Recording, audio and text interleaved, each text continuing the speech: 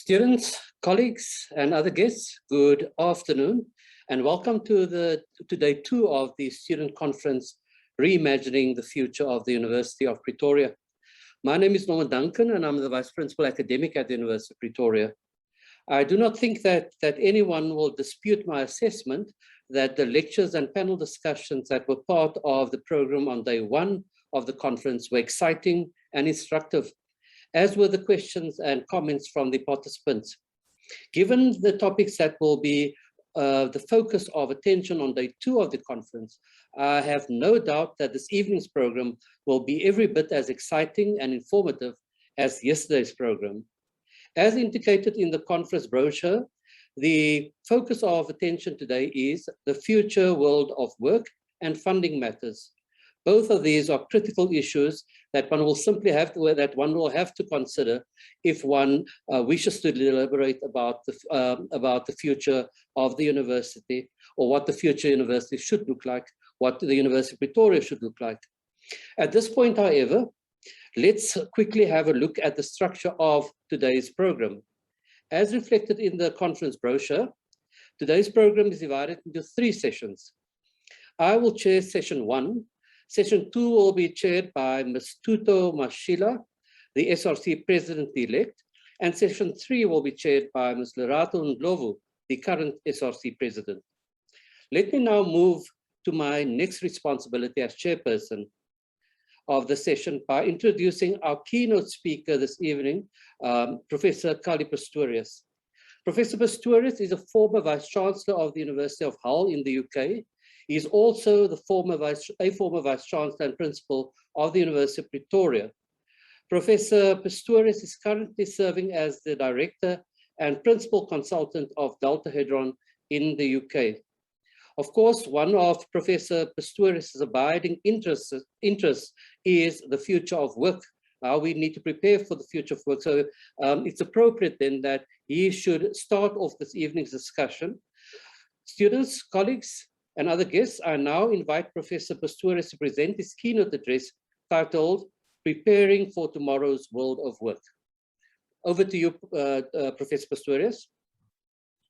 Professor Duncan, thank you very much for that introduction. Ladies and gentlemen, good afternoon. And thank you again for the invitation to speak to the student conference. I really appreciate this very highly.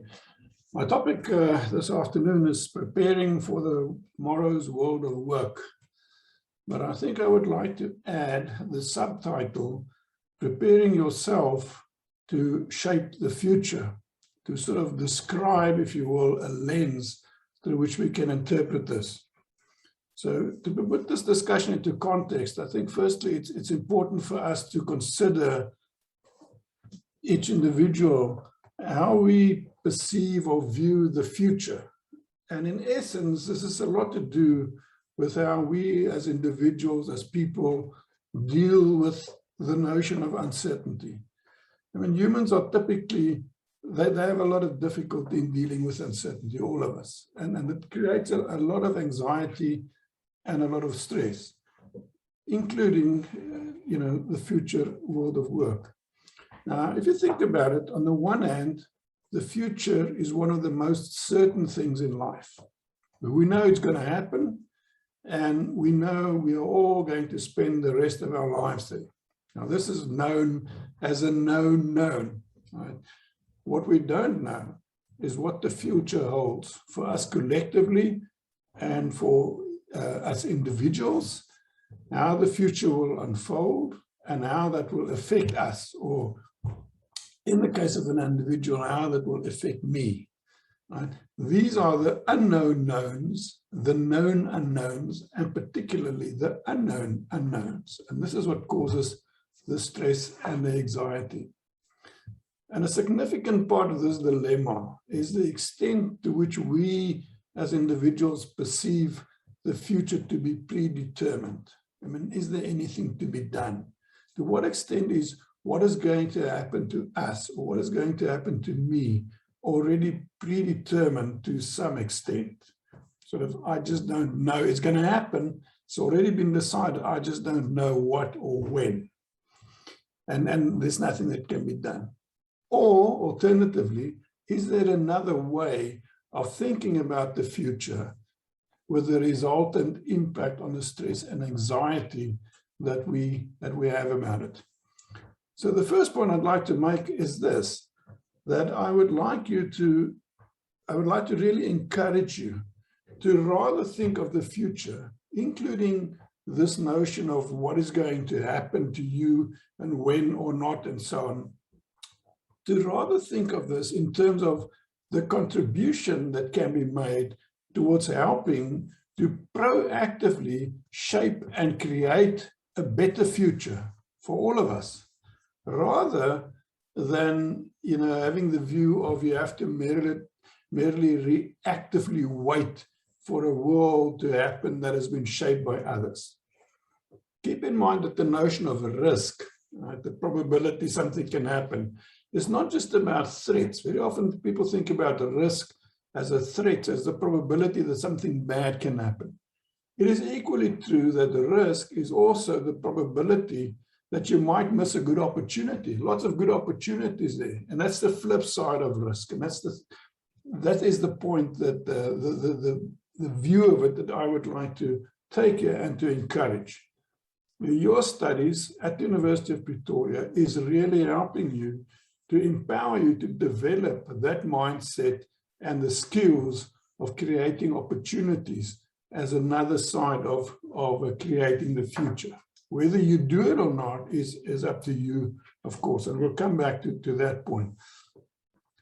Now, as the world contemplates a post-COVID scenario, what is now often referred to as the Great Reset represents many unique opportunities, as well as threats, of course, for your generation, of a type never experienced before by other generations.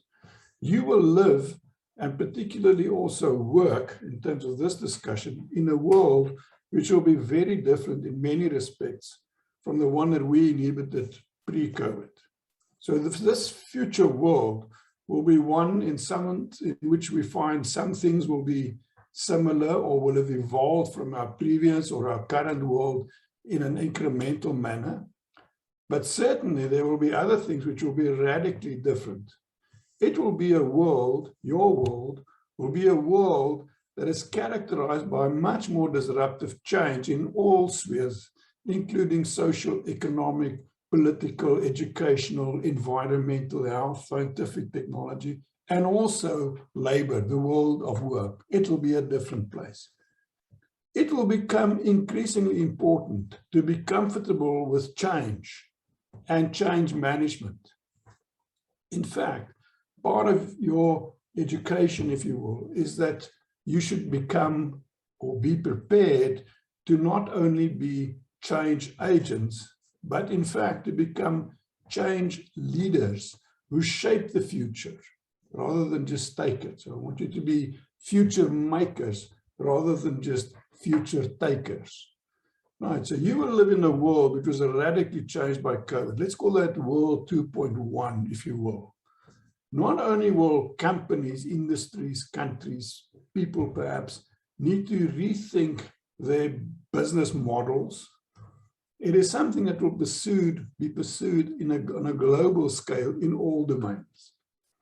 And as we now find that the emergence of a post-COVID world is beginning to reveal itself, although it's taking a bit longer than many of us would have hoped, a fundamental question is to what extent students, your generation, students are currently really preparing themselves to live, work, contribute, be relevant, and be able to compete in this new future, this new normal, if you will, of the new world.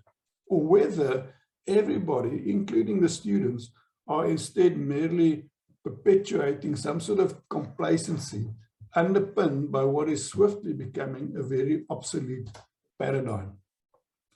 Now, when I was with my second-year engineering student at this very university, professor, so at the end of second year, right? So end of second year students know everything.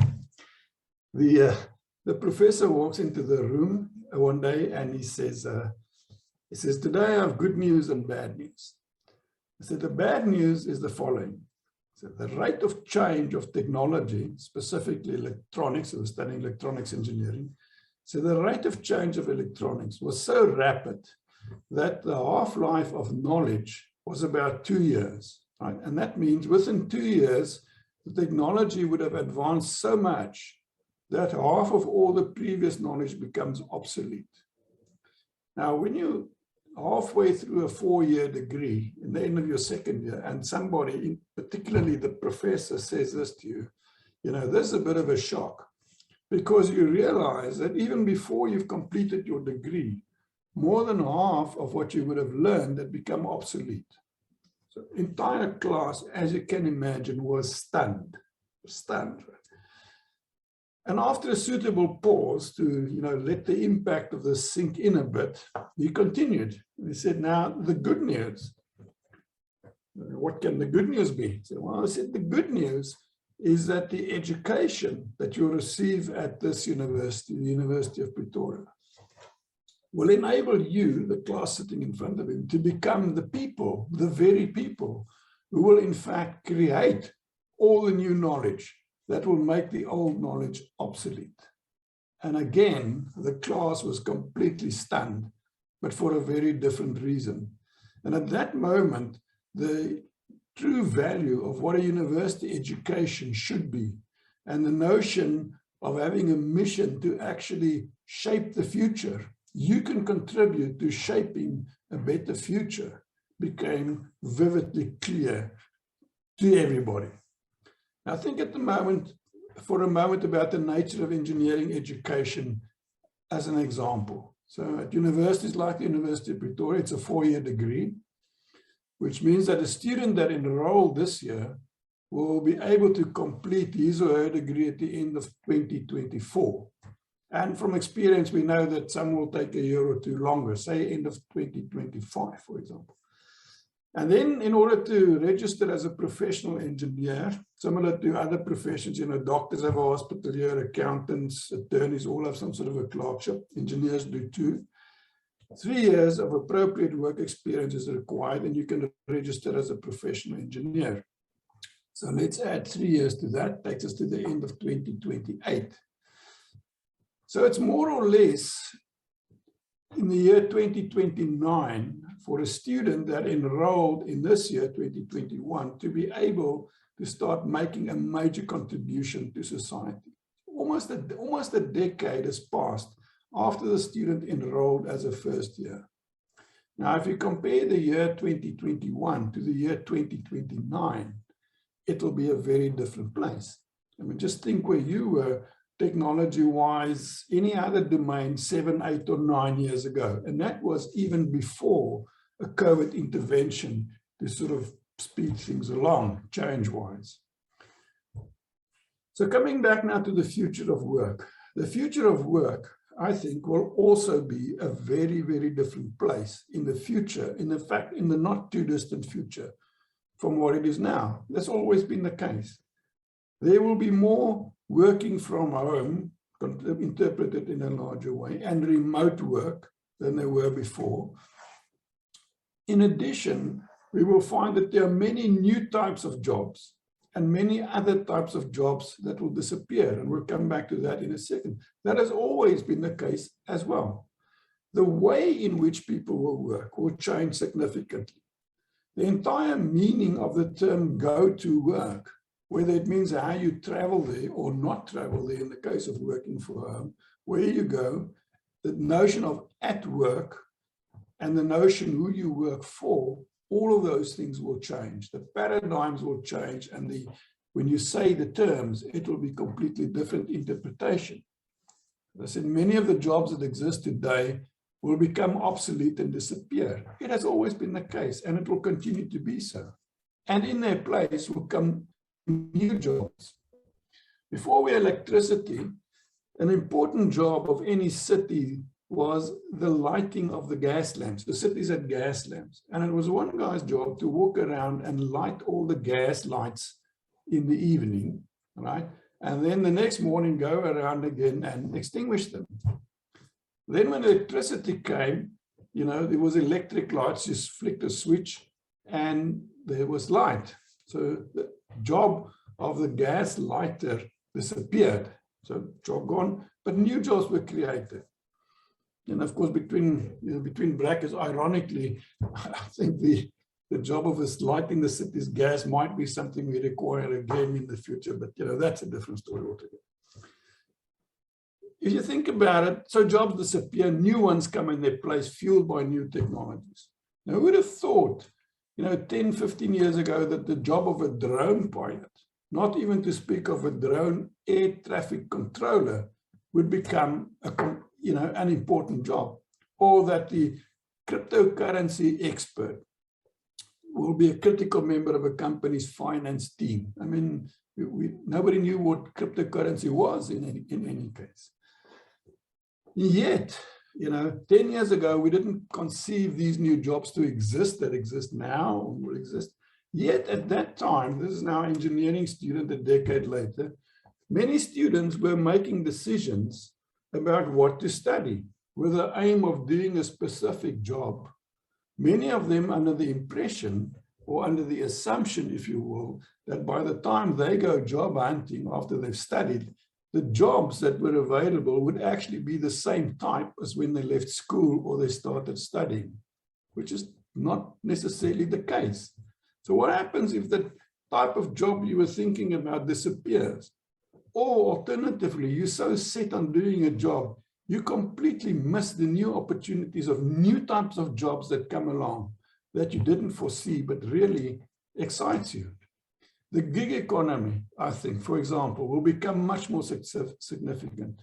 Rather than going to work for a specific company and then, changing jobs from time to time, you might find that the way you find yourself working will be online from home somewhere or from the beach, or you like to be traveling or something on contracts for a number of different countries all across the globe, all at the same time, working with colleagues and virtual team members located in their homes or on their beaches or whatever, all across other parts of the world.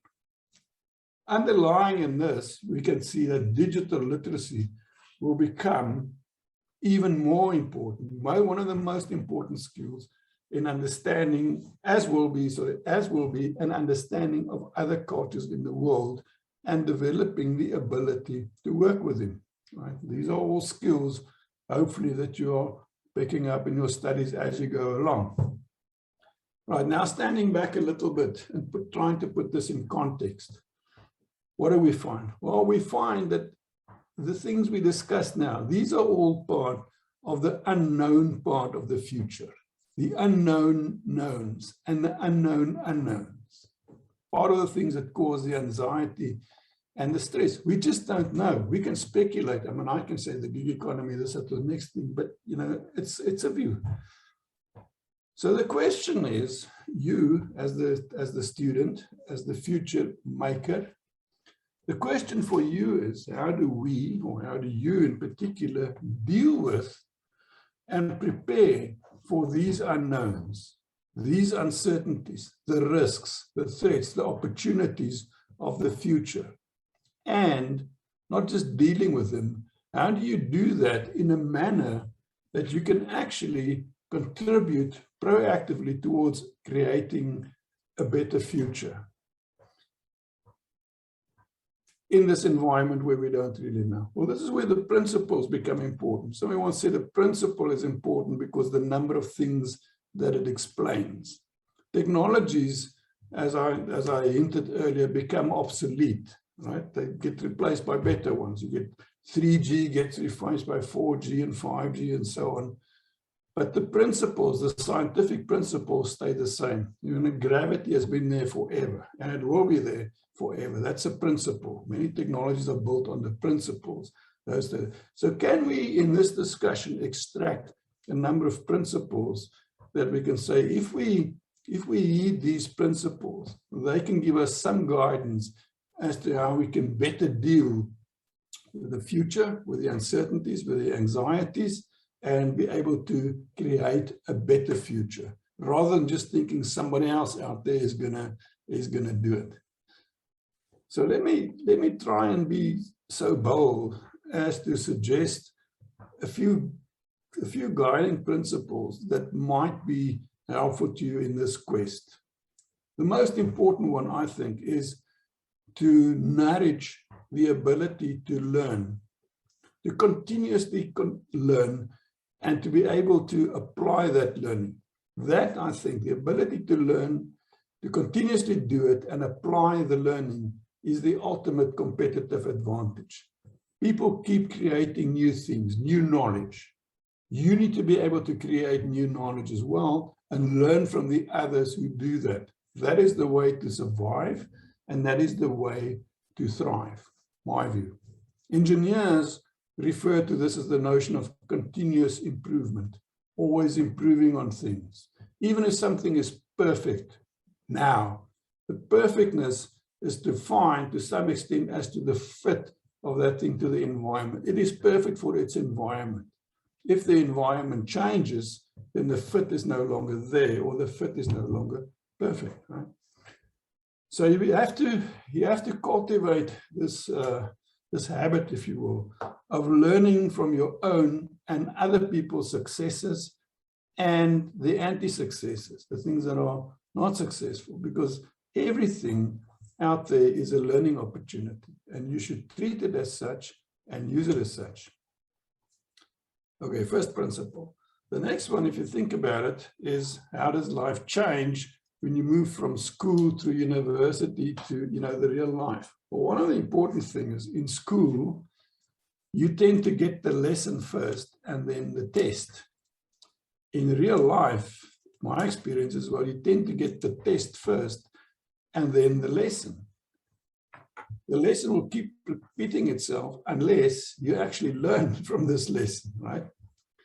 Now, the other way to put this is to say in school, you get the textbook, and at the end of the chapter, there's the question, perfectly formulated, and very often the answer is in the back of the book. Well, in life, that is not the case. In life, you find that usually there is not even a book. There is no book. And the answer is certainly not in the back of the book, even if there was one. So going from the point to say, well, the question is at the back of the chapter. Very often in life, the most important thing is, can you formulate the right question? So what is the real question we're dealing with here before jumping in and just sort of applying some stock answer or some stock solution to it? Because correctly answering the wrong question is not very helpful. Now, this is an important point. If you come from an environment of a school or a university, any university, where very often you are confronted with a structured problem. The problem is given to you, and your job is to find the solution. Very quickly, I think, in life, you're going to find that a major part of what needs to be done is to structuring the right question in the first place. Next point is there is no excuse for not doing your homework. And by homework, I mean homework with a big H. You need to be prepared. If you're not prepared, things will happen. It will have consequences. Now, this is a decision, the one whether, to what extent, if and to what extent you are prepared. That is entirely up to you. Somebody once explained to me, he said, the notion of self-discipline has a lot to do with deciding between what you want now and what you want most. And the notion to which you are prepared for the uncertainties as best you can plays an important role in this. I mean, getting your degree, whether it's a bachelor's degree, a master's degree, a doctoral degree, whatever degree, is not the end of your learning. I would argue that that is actually the beginning of not only your learning, but your life's mission of continuous learning. It's a license to start practicing life, because continuous learning, important as it is your responsibility. It's not anybody else's responsibility for you. If you want to be a future maker rather than a future taker, continuous learning becomes your responsibility. It's a precondition for success, I would argue. It's a necessary, but as the mathematicians will say, not a sufficient condition, where complacency becomes the enemy, and fumbling the future is not really an option.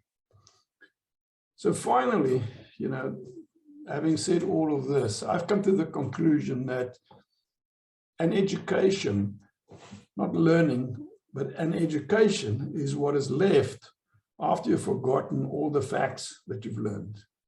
And it is your responsibility to ensure that whilst you're at university and beyond, that you get a good education. This is a continuous journey. It is not a place or an incident or an interlude in your life. In my view, that is the key to success.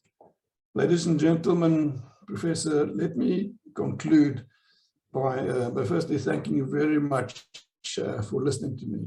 I'm very honored to have had this opportunity to speak with you, and I really wish you the very best for your future endeavors. Good luck, and thank you very much. Thank you. Thank you so much, Dr. Pastorius. And now to the participants in this evening's session, this first session. It's over to you now if you have any questions for Dr. Pastorius. I'm going to open the attendees list here. And of course, I mean, you know the ropes now. You raise your hand and I will then give an opportunity to pose your question. While you are formulating your questions, let me make use of this opportunity to thank Dr. Pastorius for a very instructive presentation. I've been reading this field for many months. And of course, you think you're always up to speed with what is happening, what's going to be important in terms of the future of work. But the presentation this evening taught me quite a few new lessons. And that's, I suppose, the magic of events such as this, where we come together to discuss, to exchange ideas, to discuss issues that are important to us. And certainly the future of work is important to particularly the students who are studying currently, much more so than had been the case a few years ago.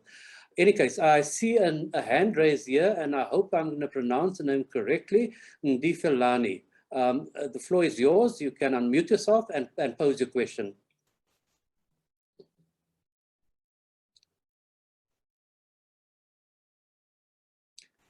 Ndifelani, you can pose the question. We can't hear you. My question is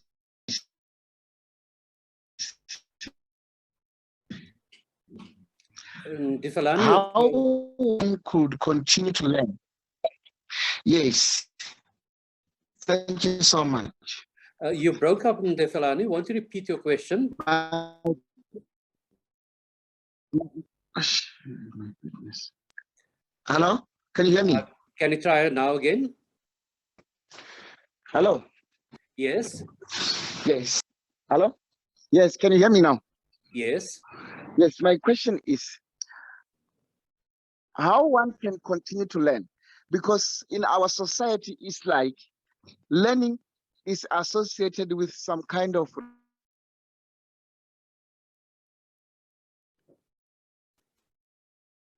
Ndifelani, I'm really sorry. We lost you again. At the age of 45, as if now Pistorius is saying. Ndifelani, I think you should type your question in the chat box because your connection is very weak. Can I ask you to write your question in the chat box?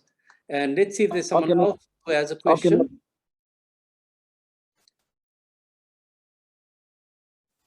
Any other questions? Prof. Pastorius, let me abuse my position and pose a question of my own. Yesterday, we had a long and detailed discussion, very interesting inputs from various speakers as well as the participants around student well-being, of course, individual well-being. Now, we know in the current conjuncture, I mean, the lesson taught to each employee generally is to strike the right balance between work and home life in order to maintain a reasonable level of well-being. In the future, you're saying, and this is what we read as well, that a lot of people will work from home. There won't be, I mean, a need for many people to have an office and to go to a dedicated space to work from. Of course, that's going to change the way in which one demarcates your time during the course of the day. If while campus was open, I knew I come into work in the mornings, I leave at a certain time, I might do some work at home, but after a certain time, I switch off and do something else just to ensure that I maintain that balance. Isn't that going to be more difficult in future? And how does one engage with that in future? Just to link to last night's discussion. Yes, I mean, I absolutely agree with you. The whole notion of working from home, you know, it's almost a contradiction in terms in some extent. You know, many students are used to what they call vacation work. I mean, there's a contradiction in terms as well. So I think we need to get used to this notion of working from home. And the dilemma, as you say, is blending. I mean, many people that I've spoken to experience working from home. On the one hand, has many advantages. On the other hand, it has many subtle disadvantages in the sense that, you know, you work many more hours, for example, than you would have, which is, you know, some people do in any case, but it tends to creep up on you that the blend, the merger between home life and work life becomes blended in areas that it shouldn't. And especially people who've, you know, my generation who've forever gone to the office to work, it becomes very difficult to entangle that. And that can have a lot of implications on mental health and family life and all those sort of things. In addition to changing life in other ways. I mean, people who go to work and others travel to work, they tend to buy houses close to where there's transport and so. If it's not necessary to travel to work, I mean, the entire geography of where people live will change, but that's another story. What I think will be interesting to see is the current generation who start life in a working from home type of mode, in the same way that the generation Z that we're dealing with grew up as digital natives. I mean, they were born in a digital world, whereas my generation, we had to get used to that and learn that.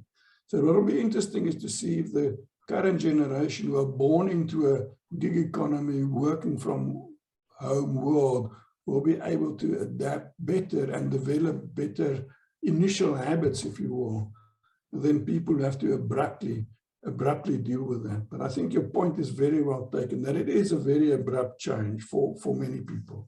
And we're only beginning to see the more subtle mental health and other related issues that deal with it. It is certainly a topic I think worth considering and keeping in mind.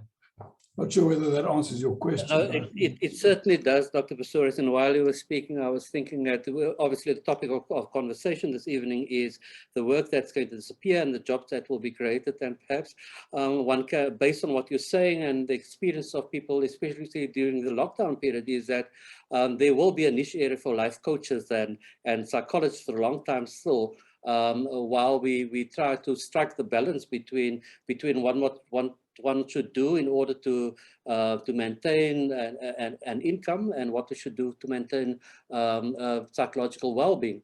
I see that we have a hand raised here. It's Pabalo Motibe. Pabalo, do go ahead and pose your question. Pabalo, you have to unmute yourself first.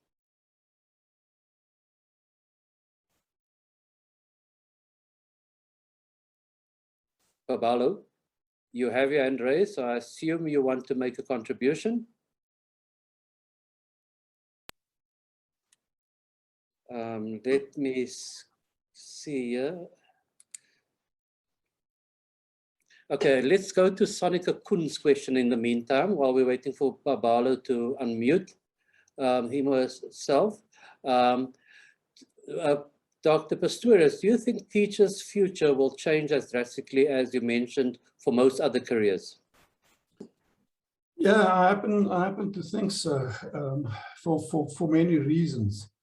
There was, I remember there was a time when teachers and professors were known as the sage on the stage.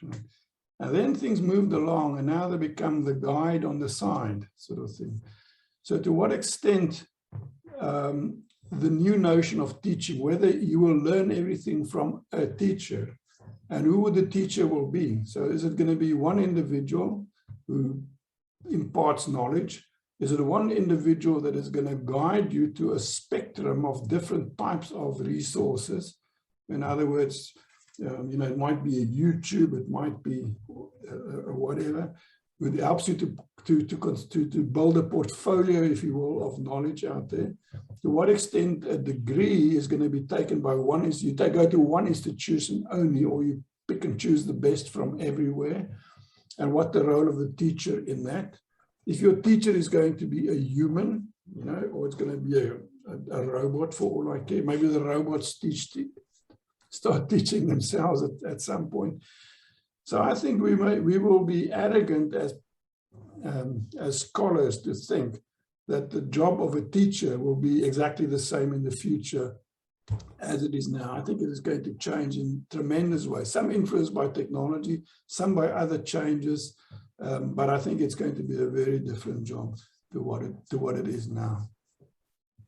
Thanks, Dr. Pretorius. And I see that there are a few more questions in the chat box. So I'm going to read the one that jumps to my, that's right at the bottom here. I'll move up to the rest of them in a minute. How can one be guaranteed or assured that the course they are currently studying will still be relevant in the future, or if it will just become a more general knowledge, seeing the world is evolving? That was from Unati Beja. Unati, I hope I articulated the question correctly. Marty, I think when you put your finger on a very important issue, is that I'm not convinced that there is any guarantee that anything will be, course-wise, will be relevant in the future. But I must immediately say, depending on what you mean by guaranteed and what you mean by relevant, right? My background was engineering, so 50 years, 100 years ago, they taught people how to design, I don't know, steamships. Now we don't have very little steamships anymore. We now have spaceships, but the design principles are the same. So university courses, in my experience, are designed and are delivered in such an extent that they have a sort of an inbuilt continuous relevance in them, in that they teach you the principles, they teach you how to apply them, but they also teach you that you need to keep on learning all the time. So the ability to learn new things is very much built into a university degree. By the time you get your degree from this university, you will know how to learn. In fact, you will know how to teach yourself. The important thing is to realize that there will always be new things to learn. There are very few areas in life where new things are not emerging all the time. I mean, I can imagine with, I know nothing about languages, but if you study Latin, not many things changing in Latin. But almost everything else, new things are developing all the time. You have to learn those. The thing that is guaranteed is you will have the ability to be able to do that. But it's up to you whether you actually do it or not. You cannot rely on the facts as they were today or yesterday. The facts remain facts, but the facts are not relevant anymore because new things come along, right? And your guarantee is in your ability to be able to learn the new things and decide which things you are going to learn. The appeal I made earlier in my discussion was that we want you to be proactive. So you should be the person who go out there and create the new knowledge, who do the new things in the first place, so that other people can learn. Other people can learn from what you are actually, the knowledge that you are actually creating. I'm not sure if that makes sense, but that is that's my take on Unati's question. Well, it certainly makes sense, and it reminds me of the passage one very frequently encounters on the internet, and recent books on the changing face of the world of work, where the one important lesson that's given to students is that while they're at university, they should learn to learn, and to unlearn and to relearn, because that's really the nature of future society, to constantly learn new skills, but also to know when to give up on old skills that are no longer required. But in any case, Dr. Pistorius, there's another question. It's about learning as well, and that's why I thought, when I read this question, I thought of that new dictum that one encounters so frequently. And the question is from, this is a question by Ndifalani, and his question is, what is the purpose of continuous learning? Well, I think this is the essence of it, right? So continuous learning is that they are new things are forever coming along. Hopefully some of them will be because of the contributions you make, but new things come along. I mean, when I studied, which was a long time ago, we were just at the point of using calculators rather than slide rules to make calculations. Now people have computers, right? So as new things come along, you need to be able to deal with them. And this is the essence of obsolescence. Let me give you a good example. So most of your cell phones now are 3G or 4G. You know, in a year or two, you'll all have 5G phones. First cell phones that I remember was 1G or 2G. I remember my first 2G phone was big as a brick, right? And it's still somewhere in a box. Now, if I take it out and I switch it on, the lights will go on and it will think it's working, but it can't work because nobody else has a 2G phone. And there's no more 2G signals around. So technically it works, but it doesn't fit into the environment anymore because the environment has advanced, right? This is the notion of obsolescence. The environment changes and becomes better. So continuous learning, I think, is in essence about learning what the new environment is like. How do you cope in the new environment? How do you survive in the new environment? But more than that, how do you actually flourish in the new environment? And you can only do that by learning the new things. My appeal is, please help us to contribute by creating some of the new things as well. Thanks, Dr. Pistorius. We have another related question, and because there are no other questions, I'm going to read out this question, but let me make use of this opportunity to encourage our participants to pose their questions in the chat box. We have about 10 more minutes remaining in the session. Now is the opportunity to ask Dr. Pistorius whatever questions you might have around, I suppose, what you're doing currently, but also around the future world of work. Dr. Pistorius is one of the people, as I've indicated earlier, who is passionate about this field, who's made a study of this field, has extensive expertise. So now is your moment, students, to ask those questions that are important to you. Dr. Pistorius, a question from, let me see, no. In fact, there are no further questions. I had already read this question. Okay, here's one by Pabalo Motibe. Pabalo also tried to unmute his mic earlier and he wasn't successful. The question is, because the transition from high school and university was different, and I know the varsity to work life will also be different, how do you prepare yourself for the workforce? It's something that you had alluded to, Dr. Pistorius, but perhaps you could respond directly to this question. Okay, Pabalo,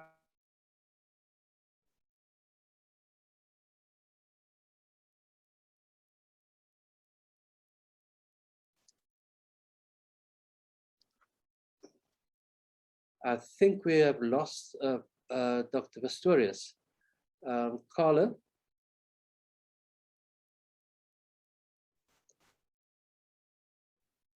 Prof? Has Dr. Pistorius lost his connection? Oh, voila. Hi.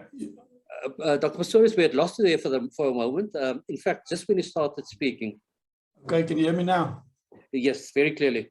Okay, I thought it was a very relevant question, but in interpreting the question, one must also recognize that the notion of the workforce itself will change. Right, so if you say prepare for the workforce, first of all, we must understand what we mean by the workforce. Many more people will be entrepreneurial, more gig economy, more working from home. You'll be working online with people across the world on a almost daily basis, if you will, or remotely and so on. So all of that is going to change. And I think preparing for the workforce is, first of all, abiding by some of the principles that I gave. Be prepared to learn all the time. Everything that happens is a learning opportunity. What is going to count is not so much eventually is your qualification is important, but what is more important is the process you went through to gain that qualification. What did you learn in the qualification? What are the skills that you have? What can you actually bring to the table? And can you help renew whatever help the changes that come about? There's a bit about to do your homework. Make sure you have the necessary skills to start, to be able to start playing the game in the first place. But the workforce and the world of work changes. So don't be scared of the change. Rather see it as a great opportunity where you can contribute to changing it to a better place. And I would be very surprised if you find any employer that does not value that particular skill very highly. You can contribute to making it a better place, whatever place it is that you work in. Thanks, Dr. Pastorius. I've gone through the list of questions. We've come to the end of the list of questions, but we still have a few moments left. So once again, allow me to abuse my situation as chair of this of the session to pose a final question to you. Given the fluidity of our current circumstances and the expected dramatic changes in the world of work, the fact that we constantly have to be alert to those changes and allow those changes to influence, how we recalibrate our programs. What lesson do you have for universities? You've given our students some advice about how they should prepare for the world of work, for the future of work. What should universities be focusing on to prepare, to support our students in their preparations for the future of work? Well, I'm sure your university is very well positioned to prepare your students, but what I would think is it will be helpful for a university to say, considering the student that enrolls for the first year now, what will life be like once that student enters the job market 5, 6, 7 years from now, and teach the student in some way or another those skills that will be relevant in 7 years' time now, rather than teaching the student that enrolls today the skills that would have been relevant 5 years ago. And I'm very sure your university does that in any case, as I recall this university. But universities need to be 5 or 6 years ahead of what is happening now, because that is when the students are going to have to make their contributions, I think. Thank you, Dr. Pastorius, for that last word of advice. Dr. Pastorius, I see there are no further questions. I also don't see any hands raised, so I'm going to assume that our students don't have any more questions. I'm going to then thank you for your very stimulating presentation, the comprehensive way in which you had answered the questions posed by the students, and in general, I suppose giving us greater knowledge about what the future world of work would look like and how one should ideally prepare oneself for that future reality. Thank you so much. Carla, I'm then going to terminate the session, and I would then suggest, if I look at the program here, the next session is due to commence at 1840, or the comfort break is supposed to last till 1835. I would then suggest that the participants rejoin us at 1835, 25 to 7. Thank you so much, and keep well, everyone, Dr. Pastorius, and we will reconnect with you, the participants, in a few minutes then. Thank you. Good night, Dr. Pastorius.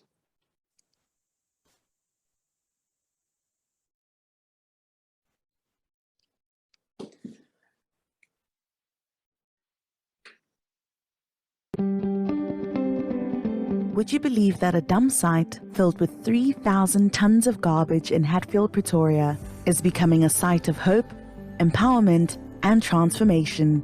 Previously, this dump site was an emerging haven for vagrants who were living in squalor. drug dens and criminals were beginning to take hold, but then something else happened. The University of Pretoria saw the potential in the chaos of the dump site, and Mojakabedi was born. This site allowed our students to apply knowledge gained from their studies into a real-life context. The Mojakabedi project not only developed our students' skills, but also improved the lives of those in the local community. My name is Innocent Chauke. I'm the site manager of this Mojakabedi. I'm responsible for the reception of the students who are coming here to do various projects from the University of Pretoria. Some are doing gardening, some are helping us as far as construction is concerned of these canals and the dams that we have for the fish ponds. My name is Gerdus van der Glaarse. I'm with Engineers Without Borders UP, and we work together with the JCP Community-Based Project module from EBIT faculty to bring some engineering students to these sites. So these engineering students got the opportunity to broaden their horizons by actually working with the community and seeing the impact they can have. Despite the setbacks, Mojakabedi continues to grow. Through cross-disciplinary efforts, students from all across 9 UP faculties are regularly initiating new on-site projects. My name is Mulebreng Penikwaho. I joined Mojakabedi because it seemed like a great project to work on, as this is an ongoing site. This is a site that I feel like would help the community. It impacted my studies in a much better way, actually, because now I've learned how to work on my time management. And as for me as a student, we gained a lot, because from what we made, people were impressed, and then we ended up starting a small business. As an artist, it's given me a bit of direction as to what kind of art I want to make and for who. So I'm just planting vegetables and selling to the community and giving to those who can afford to buy. In as much as I do learn things in class, that it is also very important to get like on-field experience. With more than 1,000 students involved in community service at Mojakabedi, on a challenging and rewarding site for applying practical skills while aiding those in need, Mojakabedi provides a clear example that integrated community engagement can provide sustainable solutions. Individually, we can make a difference, and collectively, we can have an even greater impact on communities.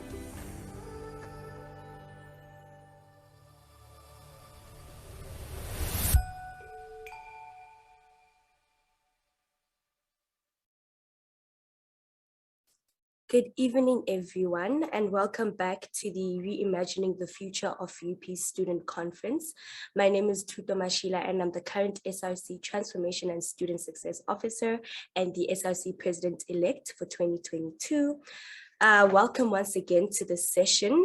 This session will be focusing on overcoming the gap between graduation and employment in an era of the fourth industrial revolution. As we all know, there's an urgent need to rethink what is to be done to get the youth unemployment rate, which is currently sitting at 64.4% to reduce, which is currently sitting at 64.4% to reduce. Universities, especially in this country, have an important role to play in preparing students for the labor market and the ever-changing and uncertain contexts that we find ourselves in, like the COVID-19 pandemic, for example. Some of the key aspects that we need to look at and that need to be addressed is to build the human capacity in areas related to the fourth IR, for example, by making people literate in the new technologies that are going to define our new industries, especially now with COVID-19, where we've seen some of our institutions forced to reevaluate their conventional and traditional modes of teaching and learning. But we also need to improve infrastructure that is outdated to ensure that there's improvement in connectivity and creativity. As an institution that prides itself in producing socially impactful research, the University of Pretoria should consistently improve as an innovation hub that grapples with the problems that are facing our societies today and in the future. Today's session will be focusing on practical and future-oriented in its approach, with the view to informing us on how we here at UP can re-envision ourselves as an institution.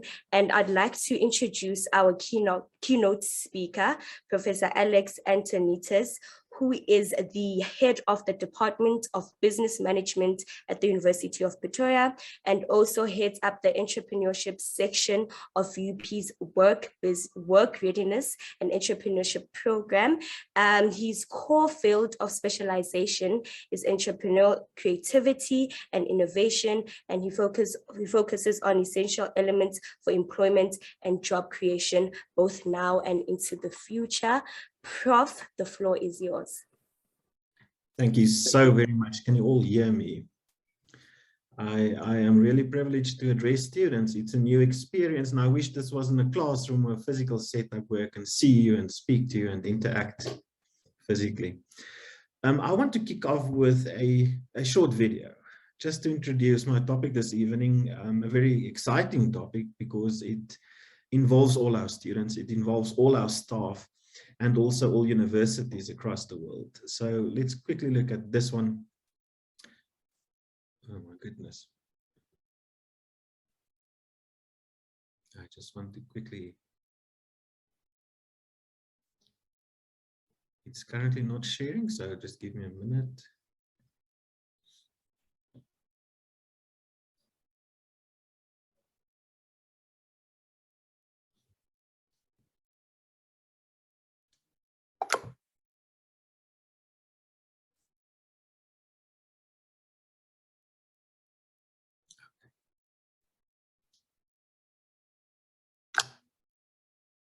Right, let's hope it's working now. Okay, there we go.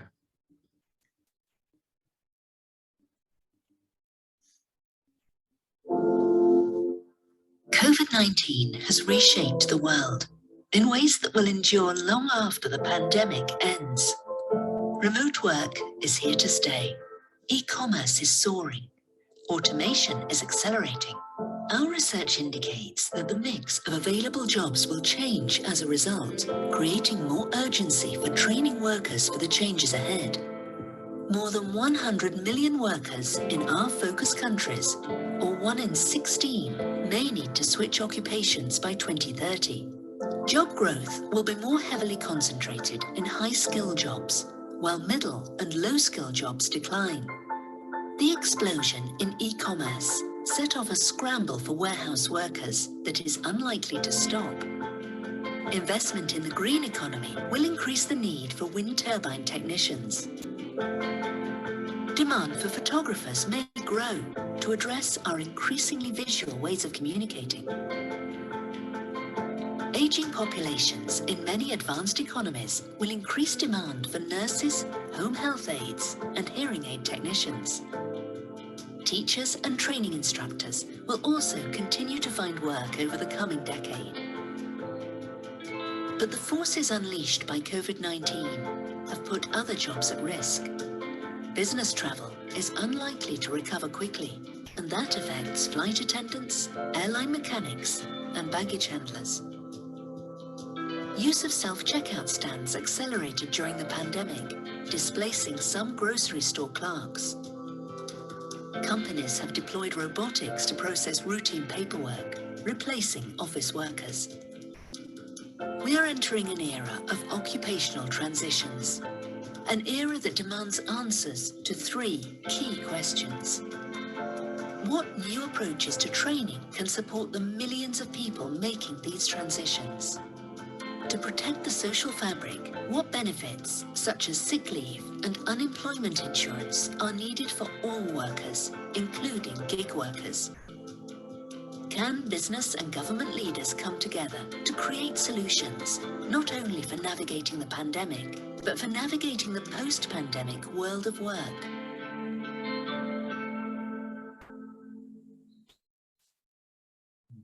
Just open slides. I hope you can all hear me.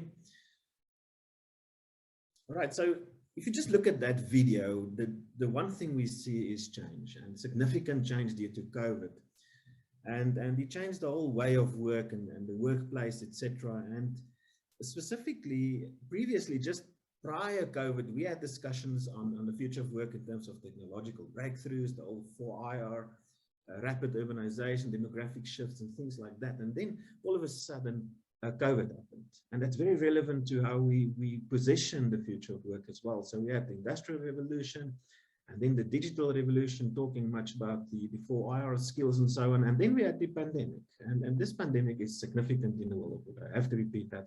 Creating a hybrid revolution.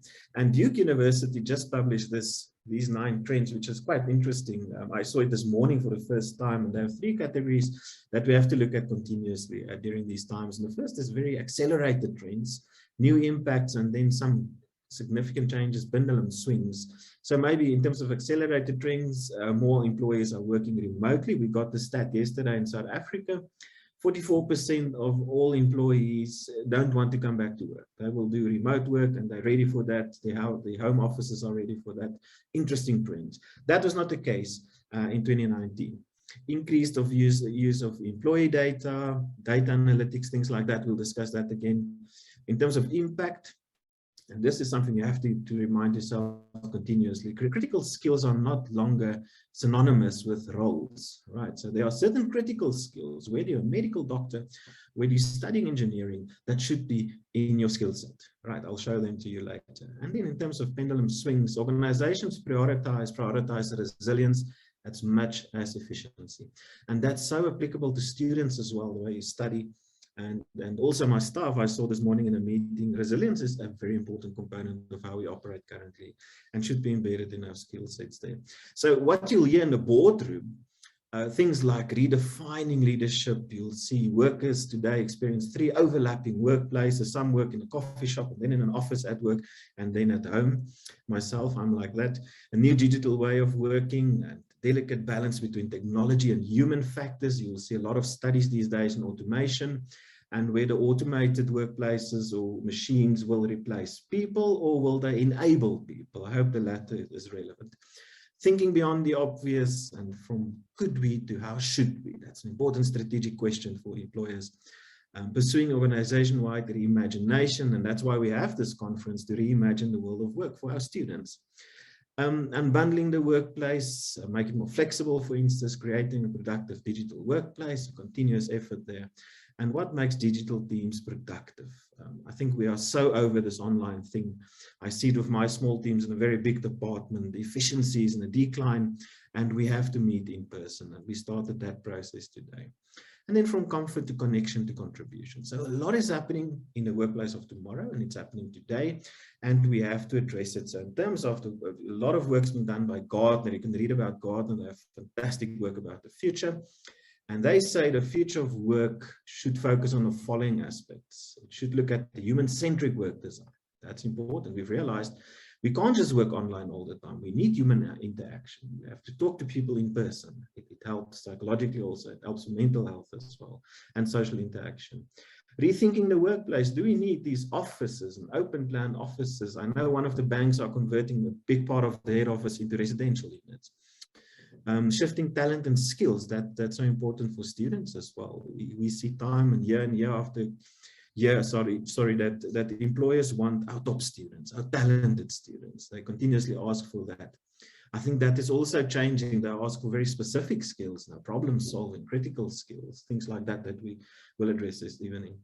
Digital enablement, digital fitness and readiness. Do you understand all these software that we have to use in being able to work? We'll discuss that as well now. The managing in a hybrid world, which is the major trend in the future of work post the pandemic or during pandemic. And then the culture of the workplace is also significantly different due to remote work and hybrid work. So that's the future, and it's tomorrow. It's not next week or 2025. So very important in this context, in this discussion. It's on the one side, focusing on the employability of you. Will you be able to be work ready when you graduate? Or also self-employability. That for us is also critical. So not all of you will get a job. Not all of you want to work for someone. And we also have to focus on self-employability. Now, why is self-employability important? Firstly, if you look at our unemployment rate currently, it's probably the highest ever. It's around about 34%. And this is specifically people actively seeking for a job. And if you include those who don't even bother to send out CVs anymore, it's close to 50% now, which is alarmingly high. It's amongst the highest in the world. And that's why self-employment is also important. If you look at the youth unemployment rate, I think our chair mentioned just now, it's 64%. It's probably higher. And if you differentiate different categories of youth unemployment, you'll see those who study, those with the privilege like you to study, have a much bigger chance to get employed. And that's quite, I think this is pre-COVID figures. It changed a lot, the structure of this graph. But Dr. study, Alex? yes. Sorry if I can just interrupt. Yes, if you could please just advance your slides to just go full screen.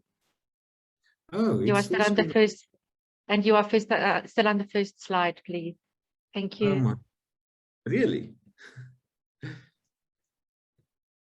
That is interesting. And now? Still not? Sure. In terms of my slideshow, and now? Yes, that's perfect. Thank you. Okay, so I have to switch on every platform. I need to look at my digital fitness now. So sorry about that. No, I say sorry. I forgot about that. In Zoom, you have to click it on the top as well. Right. So in terms of unemployment, that is at the highest. There's the graph there. I think you all see the youth unemployment one, which currently at 60-65. And that's the, can you all still see this one on the pie chart? Chair, is the pie chart currently the screen there? Yes. Okay, great. Thank you. Thank you, Professor. Right, now let's look at the skills.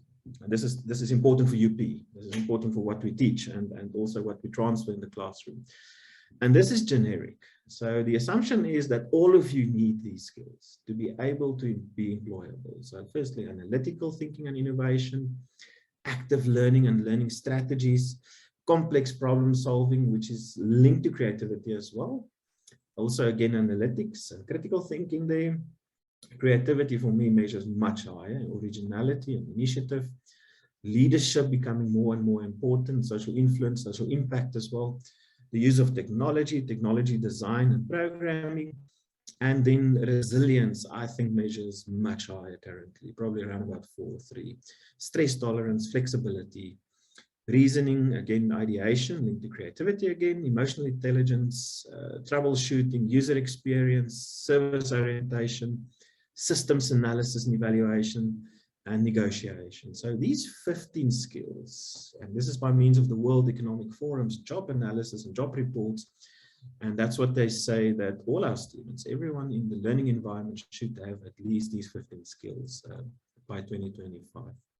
Now, what's the most important ones based on the study is that critical thinking analysis measures very high, right? So I'll give you an example. In business management, in that BCom degree, we've immediately added a business analytics course in the 3rd year to equip students with the ability to make decisions. And they use very specific techniques and software to do that, and to help them also to be a more efficient manager. And in our honors course, we've also included the data analytics course, which is normally just presented by statistics and informatics and so on. So that's part of how we, in terms of our adaptability and flexibility, we've added these skills immediately to our degree as fast as possible within the system. Problem solving, you will, as a manager, as an employer, solve problems on a daily basis. That is a critical skill as well. Self-management, discipline, resilience as well there. And the ability to work with people, and also working with people remotely, which is quite a skill, I must say. Management, communication of activities, technology use and development. I had an interesting discussion with a company the other day, and they said, stop getting all students to learn how to code. Rather show them how to use software. We need more software users, the ability to use software, which is a nice new perspective as well. And then all of those core and physical abilities as well. Now, why do we need these skills? Because the world of work will use and are using new technologies. And in order to use, and as a user of these technologies, you need those skills. Cloud computing, we all know that is a critical new not new, but it's a technology we use all over the show in the world of work. Big data analytics, the Internet of Things, we all know what's happening there. Connected devices, not new, but very important, more important. Artificial intelligence, AI, e-commerce, digital trade. We know what happened with Takealot during COVID. It soared the income significantly in a very short time. And then robotics and drones and so on. What's going to happen at UP or universities with drones? Should we use them as invigilators in future to see if everyone is honest in their tests and exams? Maybe that's a solution then. And so we can carry on with all these new technologies, rather new, not all of them new. That will be part of your workplace, students. It will be. Right, so it's important to firstly understand what it is, to create awareness, and then read deeper and learn about it. Also sometimes how to use it as well. So in terms of jobs now, job roles linked to these technological components, what is currently in demand? What type of jobs? So I'm not going to read all of them. I'll share the slides.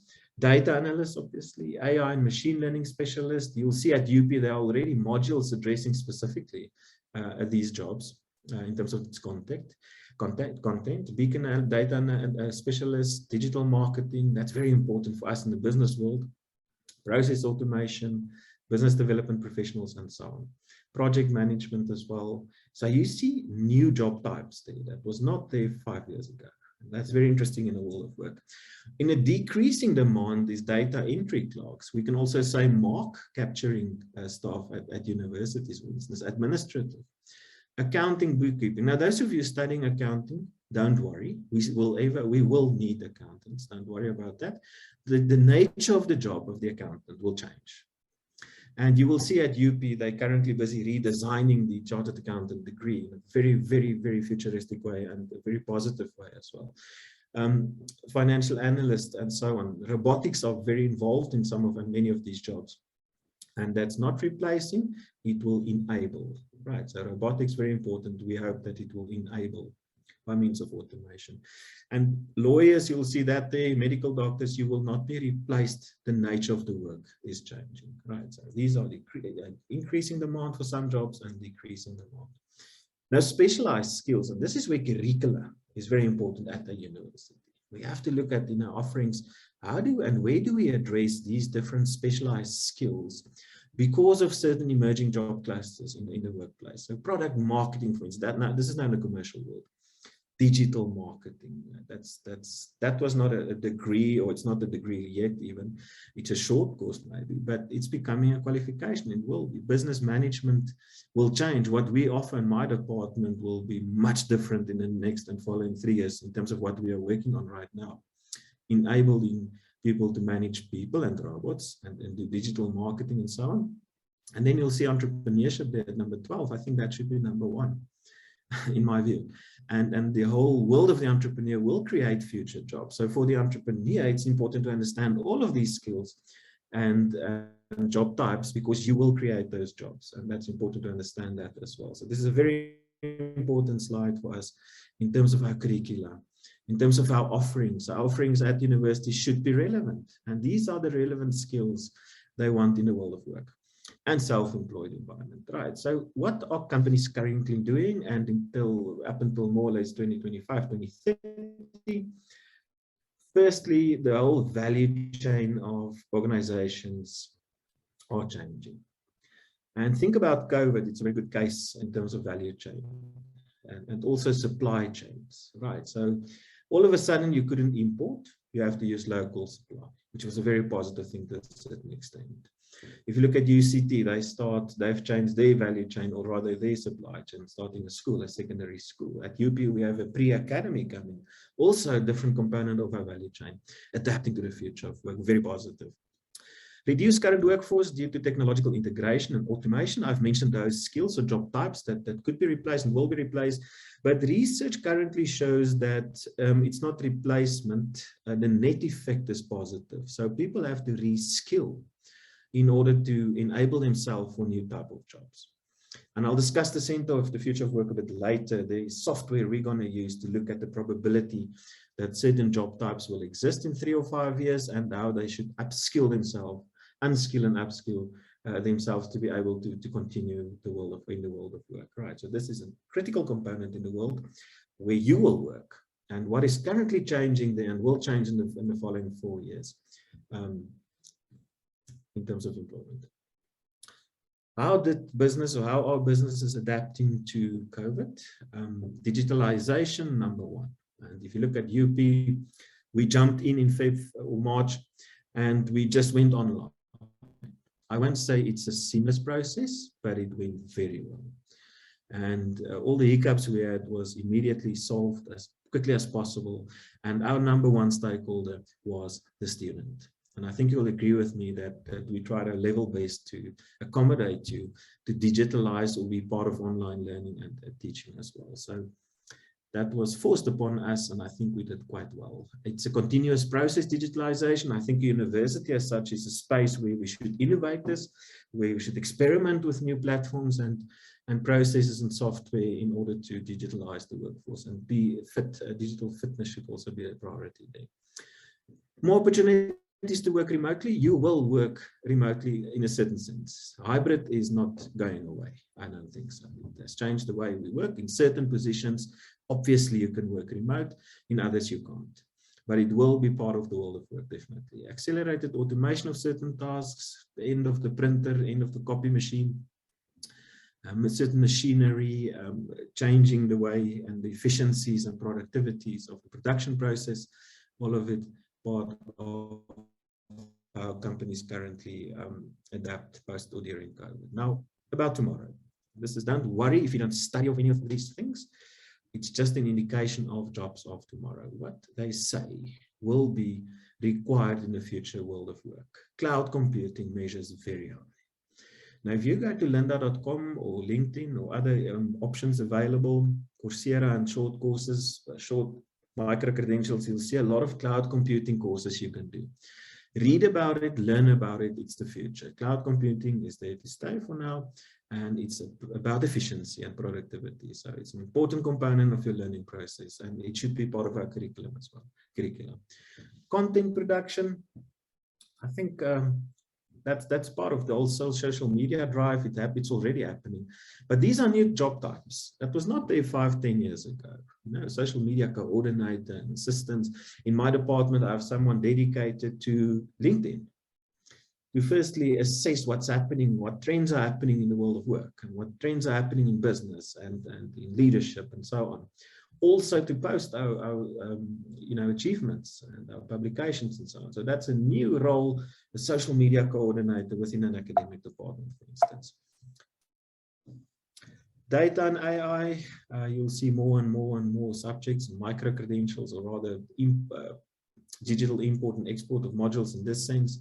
It will be part of a number of curricula, especially data and big data, data analytics and so on. Engineering, there are a lot of new computer engineering positions, or let's say jobs of tomorrow, and development. I think UP is doing quite well in offering content in order to develop jobs like this, or to fill jobs in terms of this. The whole marketing environment is changing significantly. Growth hackers, what on earth was that, or is that? We don't even know really, but it's someone hacking in a positive, ethical way. And that's a specific information technology skill, and also a very exciting component of the world of marketing is data analytics, and aligning, your offering with customer experience and customer interfaces and things like that. People and culture, the way we manage people, the way we recruit people, also changing a lot of software involved there, a lot of robotics and AI in selecting people, changing the whole selection of people and also the appointment of people, product development, sales, all of these things are changing. And we have to adapt. As students learning, there's a big responsibility on your shoulders to read about these things and be ready about it. The university's role is to offer and include it in our curriculum. Excuse me, Prof. Antonitis. Yes. I see your time has gone way up. Oh my goodness. I'm sure the student is intimidated. Just conclude in the next 2 minutes, please. Yeah, I can, give me 1 minute. So if you look at what we read in the World Economic Forum and the studies, McKinsey's, PwC, Deloitte, UP decided to launch the future of, to establish the Center for the Future of Work. And this is a very unique offering at the university. You won't find it in university in South Africa currently. And this center is unique in the sense that it will cover both employability of you will be ready to work, and secondly, the option to be self-employable. So we include both of them. This center is an important component of University of Pretoria. It's a transdisciplinary component or platform, part of that platform. And we will focus predominantly on research. And that's for you. It's actually for you that we conduct the research. Scientific research from the employer. And that will inform later on curricula as well. And the publications will be peer-reviewed publications in scientific journals in order to assist this body of knowledge. We'll also do popular research. We'll probably have an index on the world of work in South Africa, specifically in Africa, and push data and information to the employer as well. So we'll gain or obtain data from employers, but we'll also help employers and advise them. This is you. So the state of the art, this kind of information and scientific research we do will flow directly in curricula. This is the core for me, to make sure you have the generic skills to be employable, to be work ready, but also to obtain information on specific skills. The way medical doctors will operate is different than now. We will do the research there. We look at farmers and agriculture. We look at entrepreneurs as well. What specific skills do they need? And so on. The center will use brand new technology. We're doing our analysis. We will also consult and train. So at the University of Pretoria, we'll launch on the 2nd of December. You'll see a lot of media on this. And this is unique. And in essence, this is for you to create your future. And I thank you for the opportunity. And please connect with me if you have new ideas, because we have to co-design with our students as well. We have to collaborate with you. This is your future. And I'm really looking forward to be part of it. Thank you. Sorry for going over the time. Thank you so much, Prof. I think what I took from this discussion is that companies are undergoing many changes, as you stated, which leads to reduction of the current workforce due to technological integration. Therefore, it is important that universities prepare and equip students with skills that will ensure that they still part of the workforce that remains, and that students actually grab and create opportunities that allow them to be self-employed. Now we're supposed to move on to the Q&A session, but we will have it after we have our 3 panel members. So can everyone just pose the questions at the end of the discussion after our 3 panel members have spoken. We have Ms. Boniswa Tele, who is a UP honors graduate and is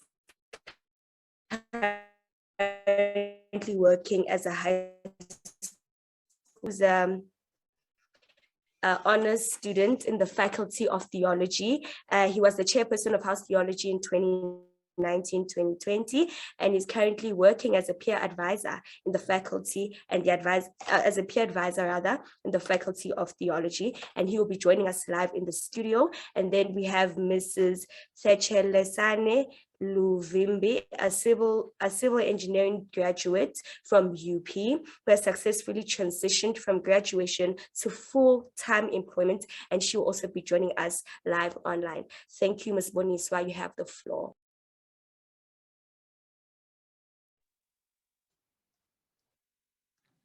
Hello, everyone. I hope you can hear me.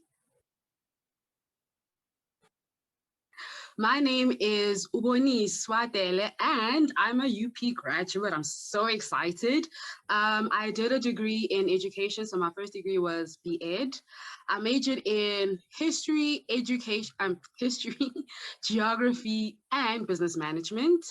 And then I also did my honors in environmental science.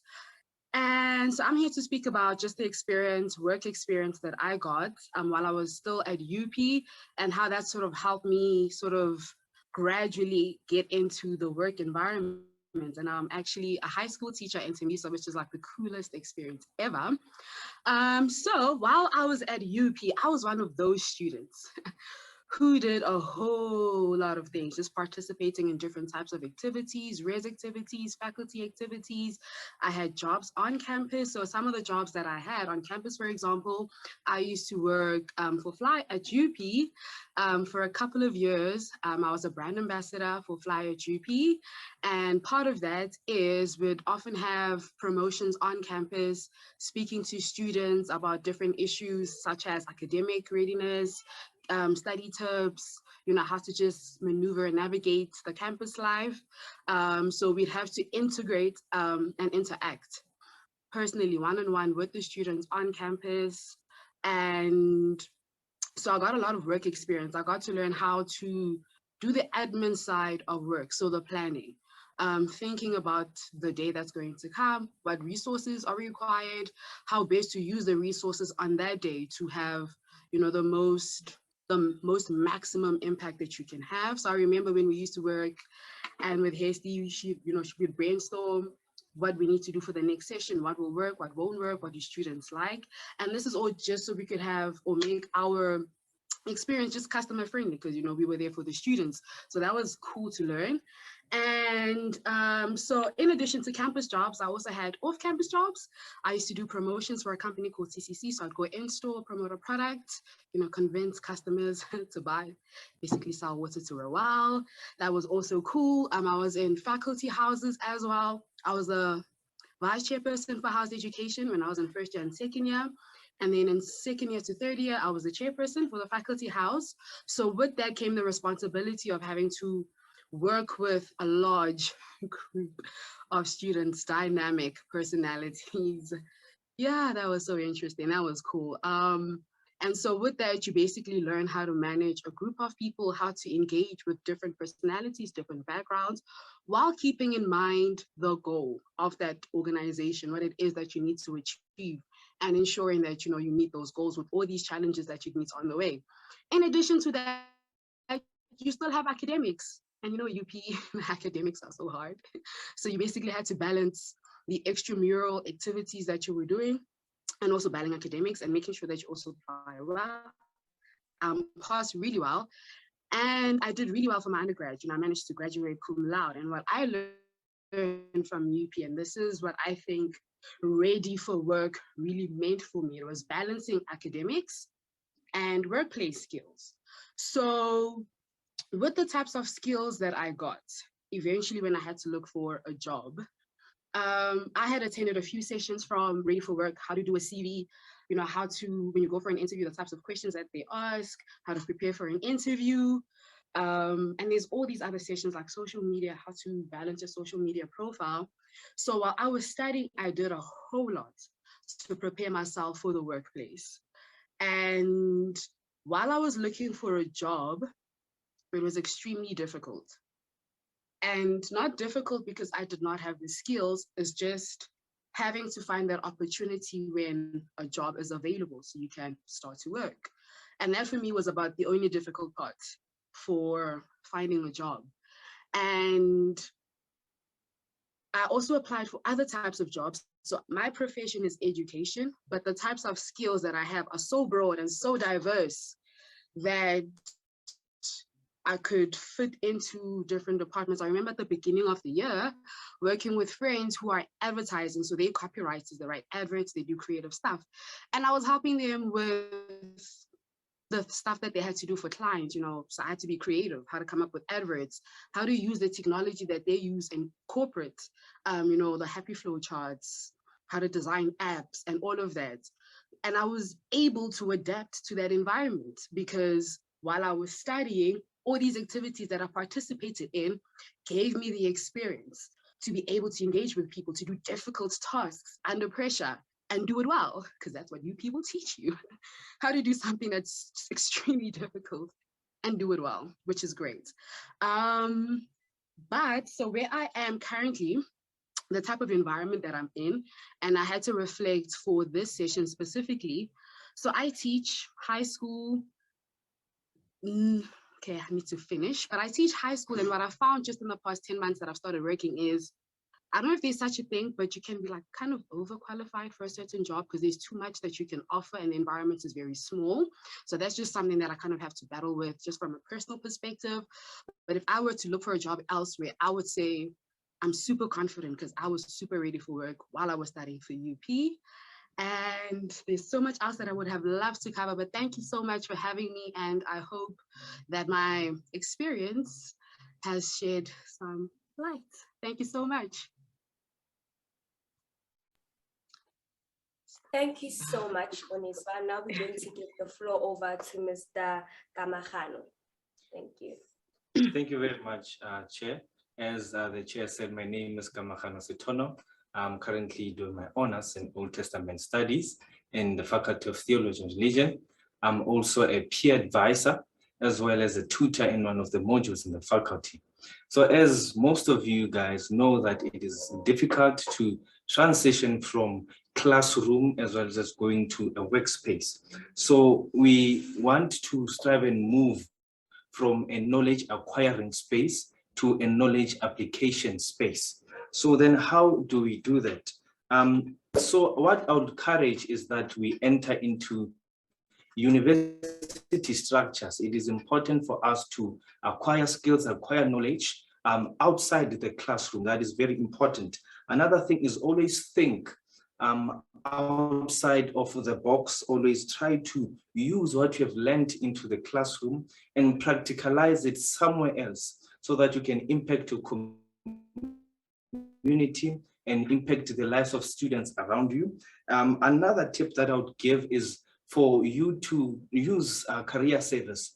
There are a lot of opportunities that career service offers, as Boniswa has mentioned, that they offer interview skills, they offer how to write a CV. So there are a lot of services that they offer. There was a job that they posted on career service, and it was a marketing job. And as a theology student, I obviously don't do marketing, but because I was involved in a lot of structures in the UP University, I was able to apply for that job. And fortunately, I got the job, a marketing job, just imagine. So I got the job from the experience I've learned from student structures, so that's very important for you guys to participate in student structures as well as participating in programs. There are a lot of programs that the university has. There are a lot of events that are there. So that's how you boost yourself. That's how your knowledge and skill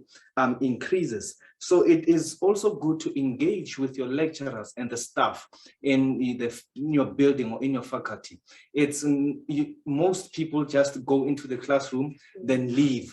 So it's good for you to socialize with, not really socialize to that extent, but to, ask your lecturers questions, try to get them their experience on how they got where they are. So that creates exposure. Lecturers know you. So when you apply for tutoring post or any other thing, they'll be able to say, no, I know the student and I know how bright she is or he is. So that's really what I would like to say as my experience as a peer advisor. It is a very wonderful journey that Fly at UP has given me, and I am very privileged to be part of it. And the reason why I got it is because I was part of the house committee and I was able to interact with students, and Fly at UP saw how I interacted with students and how I assisted students. So from there, they saw an opportunity that this young man can actually help our students. So make sure that you do not only leave the university with only a certificate, but with skills and knowledge that you have acquired from structures, from participating in programs, from participating in events, and a lot of things that the university offers. Thank you. Thank you so much. Thank you so much, Kamagano. Now we're going to move on to Ms. Sechelesani. I hope I'm saying your name correct. Over to you, ma'am.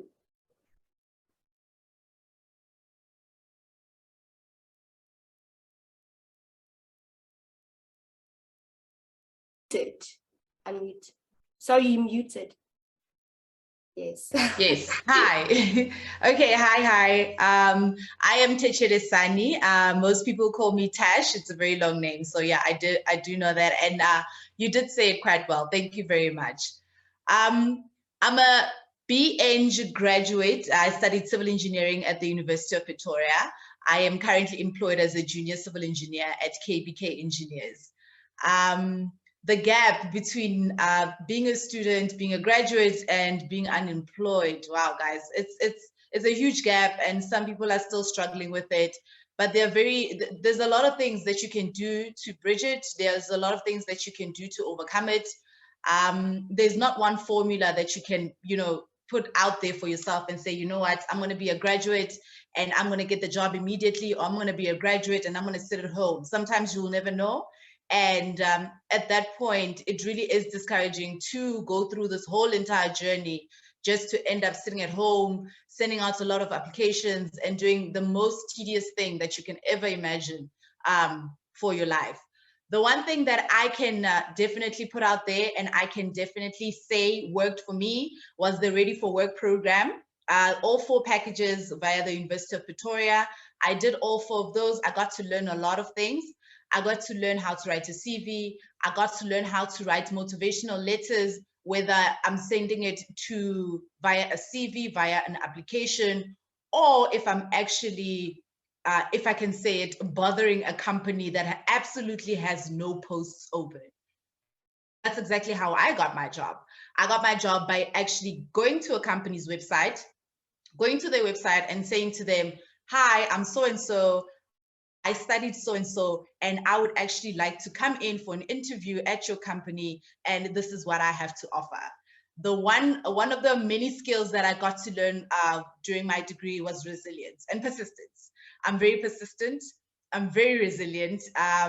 It's very difficult for me to take no for an answer and walk away. So please take that skill with you. Being shy and being reserved and not being able to put your foot out there sometimes will not get you anywhere. You need to be able to communicate.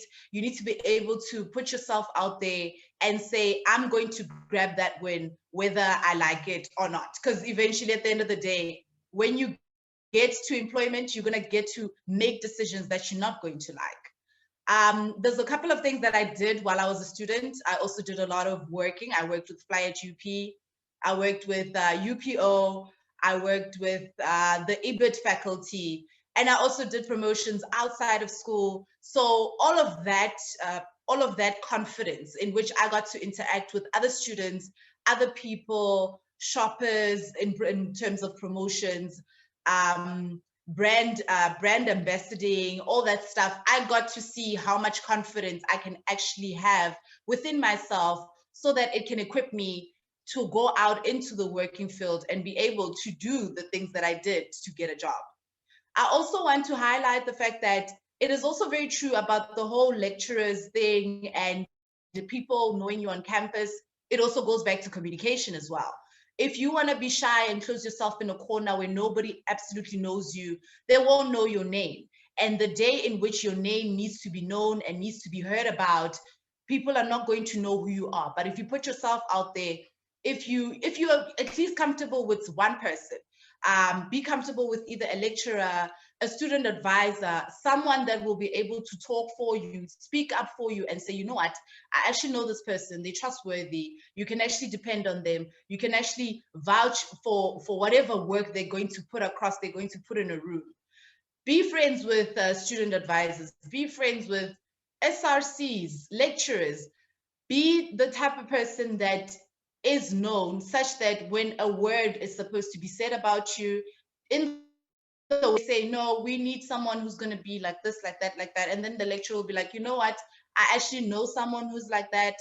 You will be the perfect candidate for any workplace. So don't be shy, be resilient, be persistent, be the kind of person that sends posts to a company that's not even hiring. If you do the Ready for Work, there are actually tips on how you can actually write those motivational letters on the internet, on everything. Research all the ways in which you can get into the workplace where nobody actually wants, where actually a post is not even open. That will actually give you a lot of confidence to get into any environment and succeed at it and be your best every single time. Thank you. Thank you so much, ma'am. Now we are about to open the Q&A session. Everyone that's in joining us can ask the questions on the Q&A chat box, or even in the chat comment section that is that's visible right there. So you guys can ask the questions in the Q&A chat box or the normal chat box. Okay. So the questions are open for both Prof. Antonitas and the few panel members that just spoke.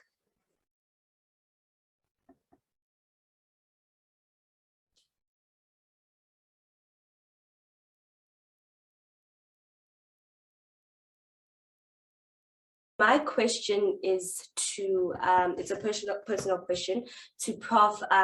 Antonitas. How can someone like me, who is studying political science in the humanities faculty, we don't do anything that is technologically related or anything of that nature, what activities can I do in the university or even outside of the university to make sure that I'm also in speed and that I sort of prepare myself for, you know, the 4IR and all of that?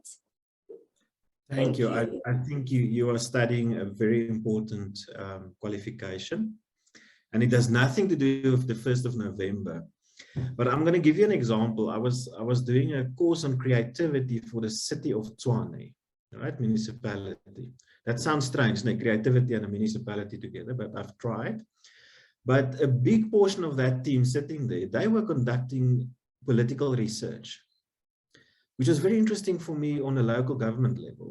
For different political parties, they offer a service to political parties, and they use a bit of, they're supposed to use a bit of machine learning to do analysis and so on and so on. So in your field, I think research and the use of technology to conduct research is critical. And my advice to you is to obtain that skill. Learn about new techniques to capture data, to analyze data, and there are lovely free software to assist with that. And I think the future of the political environment is greatly dependent on firstly data and secondly social media. You can see what Trump did and others did before him in using social media and technology to win, you know. In our case, I don't think we're there yet, but just there are Twitter analysts that offer you know, constructs and data to link data and information to political parties, and they sell it, and they're entrepreneurial in that sense. So I think it's a very exciting field, political sciences globally, and to include your analytical skills there and a bit of software understanding there will enrich your future most definitely. Yes, I hope I've answered your question. Yes, you have. Thank you so much, Prof. Thank you. So it's Paul that has a question. I don't know if Paul would like to ask his question, or should I just read it out loud, but I'll just read it. How many student structures does UP have? All in all, how many student structures does UP have? I'm not sure who this question is directed to. Paul, can you please indicate who this question is directed to?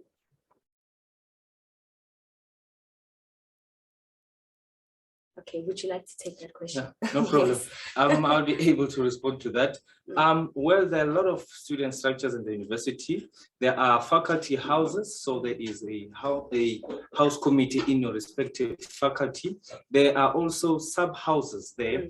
You'll find sub-houses that specializes in particular courses. Like your B.Ed, for example, sub-house. So that as well, you can participate in that. And there are also key committees and special committees in the DSA. You can go to Rosemary or even contact one of the SRC members to find out more of the structures that are in the university. And yeah, that's what I can say. Thank you so much. So the next question we have is from Lebogang. Lebogang is saying, thank you for the insight. My question is, what networking opportunities / activities are available to students? And are there any networking tips that you can give us? I don't know if Prof can take this question. Or Bonisa, okay. Maybe can Bonisa answer this question? Wow, that's such a great question. So there's actually quite a lot. I think the one thing about UP is there was so much, if I may use this word, it was actually overwhelming. That's just how much there was. So sometimes you also have to create your own opportunities to network as well though. But how one can use networking opportunities is to actually attend events that your faculty houses will host, or your res will host, or at the Piazza. There was quite a lot of events that would happen at the Piazza where private companies would come and display opportunities that they also have. So as one of the speakers has already said, you need to put yourself out there. You know, nothing is gonna come to your room address. There's also a lot of events that they'll post that are virtual that you can attend, like Ready for Work, when they have a guest speaker who's going to speak about a particular topic. That's a networking opportunity. After the event, you speak to the guest speaker, you ask them a couple of questions, and you never know what connections you might get. You also need to create your own sort of, I don't know how to put it, your own networking opportunities, in the sense that you need to identify what it is that you want, and you need to approach people and speak to them. So for example, I was interested in like social media related things, and I needed to find out more about that. So I would create a list of people that I know who post on social media, who have like small social media companies, send them a DM on Instagram, just ask them, hey, I see you guys are doing this. And one person actually connected me to somebody who had a job opportunity just by me asking a question.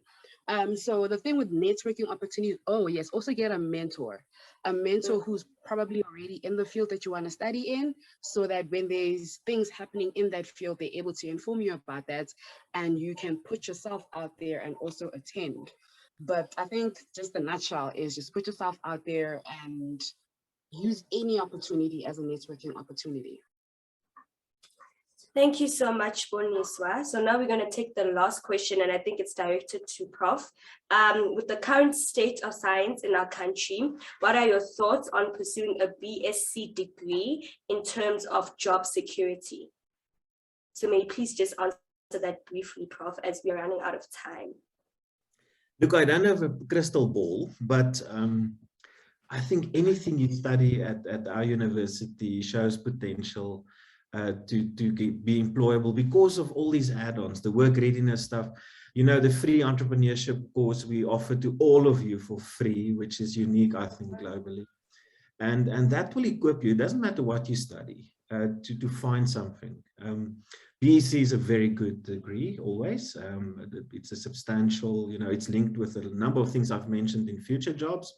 I'm not sure what specific BEC you are doing, but as long as you have those generic skills and the specific skills, you'll be offered you in your curriculum. So yes, I think stay positive. I think there are many opportunities for BSc students, definitely. Thank you so much. And I would advise the person that asked this question to speak to their faculty student advisor for more information. Thank you to everyone that attended. We have reached the end of our session, but we're going to come back at 20 to 8 for the next session that is going to be chaired by SRC President Lerato Ndlovu. So may everyone please make sure that they're back here at 20 to 8.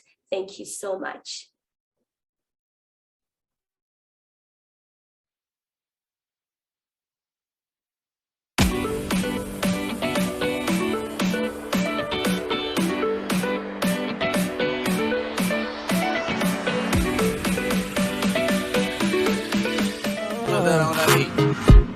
I woke up Chris Breezy. Oh my God, I'm the man. I'm so fly and I can dance. I woke up in Chris Brown's body. So how this shit turned into Freaky Friday. You made me who I am. You gave me love, you gave me joy. Mama, nothing compares to you. I appreciate the love. Sure and give it to me.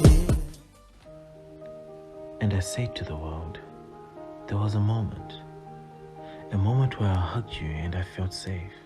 I felt my heart submerged deep into the waters of your consciousness, taking away all pretense, transporting me to a world with no borders. And I felt safe, knowing I'm not removed, aware that I'm not alone.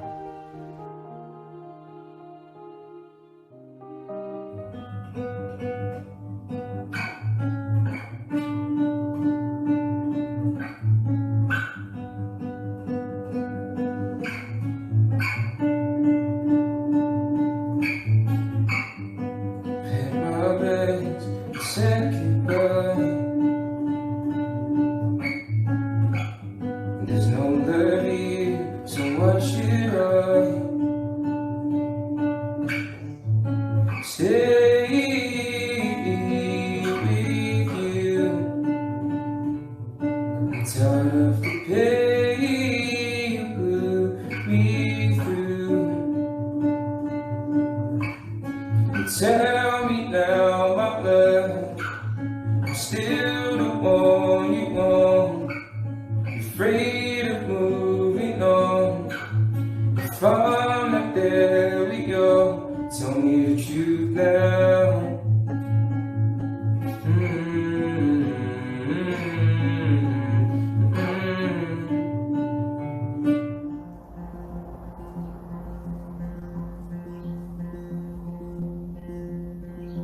Words they tumble out your mouth. Are you just looking for a way out? Won't you stop? There's no need to run. We'll lay our sins out one by one. One by one, one by one, one by one. One by one, one by one. Wish that dream we had would last. All I seem to do is hold on to you and our past, thinking back to what I didn't do and all the things that I could have. Child of the forest, cry. The storm churning in your head, the noise beyond the dark cave of your soul. But still the forest does not know the sound of your voice. The panting for success, the running for happiness, all these are cover of the voice within you. The storm could only be calmed when the voice is heard. By chance, by fate, the voice could be heard, but no, the power lies in choice. The river overflowing with the sound of all your calamities, nature showing you that your purpose, your virtue lies in this voice. You spent your time denying your own true voice, until the moment you hear the screeching voice of regret. This plain, inflicting voice, a remembrance to what could have been. Achy sadness substituted by melancholic melodies could only bring less rhythm to the drum that still beats inside you. By chance, by fate, the voice could still be heard, but no, the power lies in choice. The realization of what could have been, of a voice that was never heard. Without a voice, you are dead to the forest. You could have started at the river. At least the grasshopper would have been the audience. The arm of time is now shorter. The life left in your voice has now given to the demands of gravity. Not a mark left that you were part of a forest, but a simple cry of a voice never heard. Child of the forest, cry.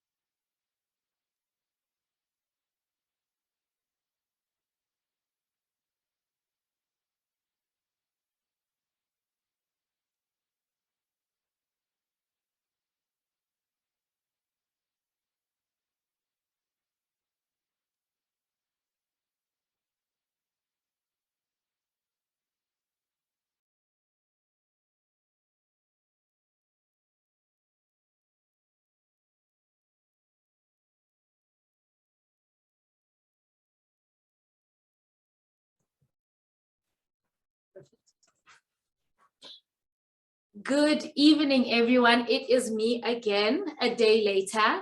I hope that we've all been enjoying this conference and taking notes. I'm seeing the comment section is very excited about the previous panel and all the resources that were shared and the encouragement. So thank you everybody for who's still here and joining us. And I'd like to encourage even for this session. And I think this is a very personal session to me because I'm passionate about this topic. So I'm quite excited. I'll also be taking notes. I hope to get more info and views on this matter. So we will now go to our last panel of the conference and our last panel of the night, and we will be talking about student fees.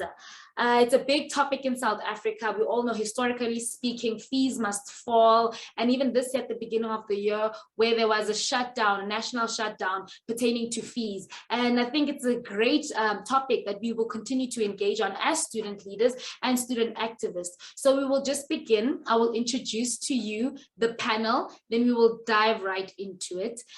Online, she should be here. Online, we have Corey Lee Potgieter. She is the former vice chairperson of Enactus 2017, engineering graduate, a serial social entrepreneur. Yes, a serial social entrepreneur, a change maker, a speaker and facilitator. She is online and joining us virtually. Then our second panelist to my right, it is Mr. David Gaba, former SRC president 2019 and 2020, and a postgraduate student in diplomacy studies. Then my far right, we have Kopano Lehote, who is the chairperson of Komerki Faculty House and is also doing her third year in BCom Law. Okay, that's nice. In BCom Law. So we will just dive straight into it, and we'll start with Corey Lee. Corey Lee, can you hear us? Yes, I can, perfectly. Can you hear me? Yes, we can. You have the floor. Thank you so much, and thank you also for the invite and for letting me speak.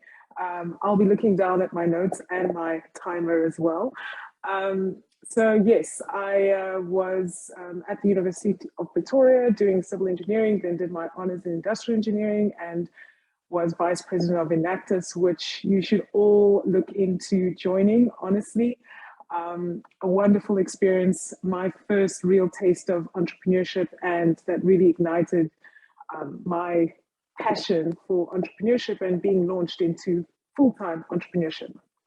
But my claim to fame, which is, I think, one of my claim to fames, which is a bit more relevant to this particular panel discussion, is right after my second degree in industrial engineering, I actually was invited for a global innovation and entrepreneurship bootcamp by MIT in Massachusetts, America, and I had to raise $6,000 US in a month to get there. And so just a little bit about funding. I'm going to try and give you as much as possible. Hope you're ready to drink from the hose pipe, and whatever questions you have, you can just throw them at me. So obviously, funding can really be daunting and difficult, and that's why it is obviously some people's full-time jobs at organizations. But I will say this, which is, if you need to take one thing away from my conversation and just lift the intimidation from funding, is that your donors are always going to be humans. So as daunting and scary as it may be, they're going to be humans just like you for probably as long as we will be alive on this talk. Your funders will be humans. That means they have a head and a heart, and they make decisions both rationally and emotionally. So you need to speak to them. You need to speak to them like they are the humans that they are, just like you, and appeal to that. You know, I would say your funders are like your customers as well when you're an entrepreneur. By the way, funding, which is some of the conversations I'm starting to have now for my own personal business, funding is really about selling, and your funders are like your customers. You need to treat them as such. You need to have a look at, what do they want? What do they care about? What's important to them? What are their values?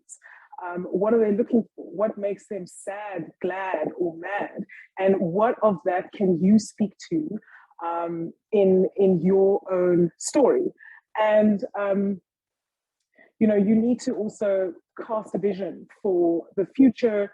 Not just yourself. You're not always going to believe in yourself. You need to speak like you do, but you need to cast a vision of what this is going to do, not just for yourself, but how you're going to share that and pay it forward for other people. How is this greater than you?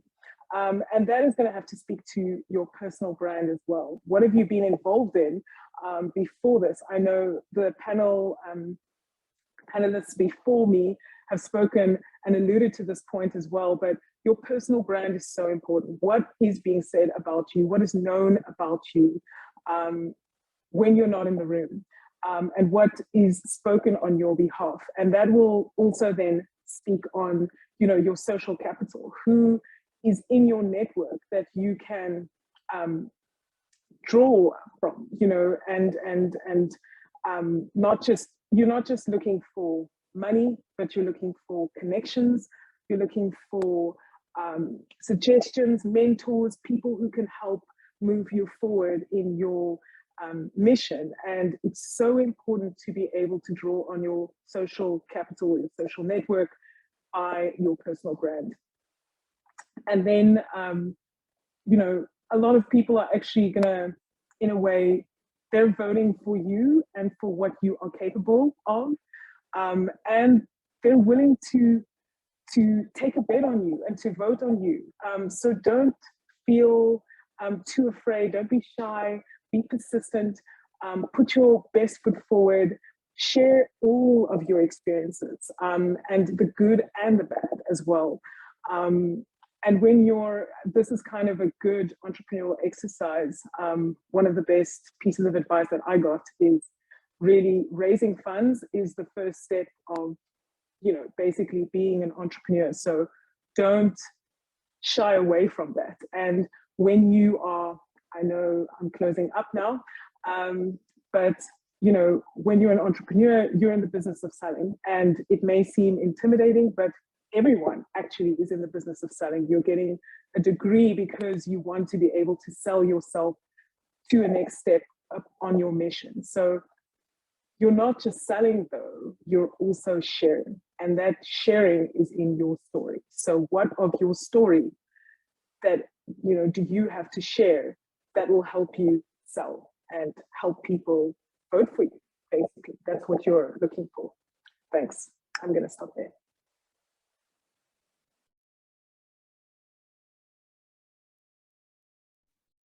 Thank you very much for that. That was very insightful, and it just got me. I was taking a lot of mental notes. I think after this, after your brand, so I'll definitely be working on that and just taking notes of everything else you said. For those who joined us mid that presentation, we are here and we're engaging on the topic and answering the questions of how to overcome the financial and funding crisis in higher education in the near, medium term and future. These are practical engagement, practical solutions and practical ideas which we can start to act on. Thank you very much for that. We'll now move on to you, Mr. David Gabwa.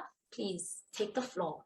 Right, thank you very much, Madam President, and to my fellow panelists, I consider it a privilege to be here with you. So all of the student leaders that are following this conference, I commend you for making an investment into your future.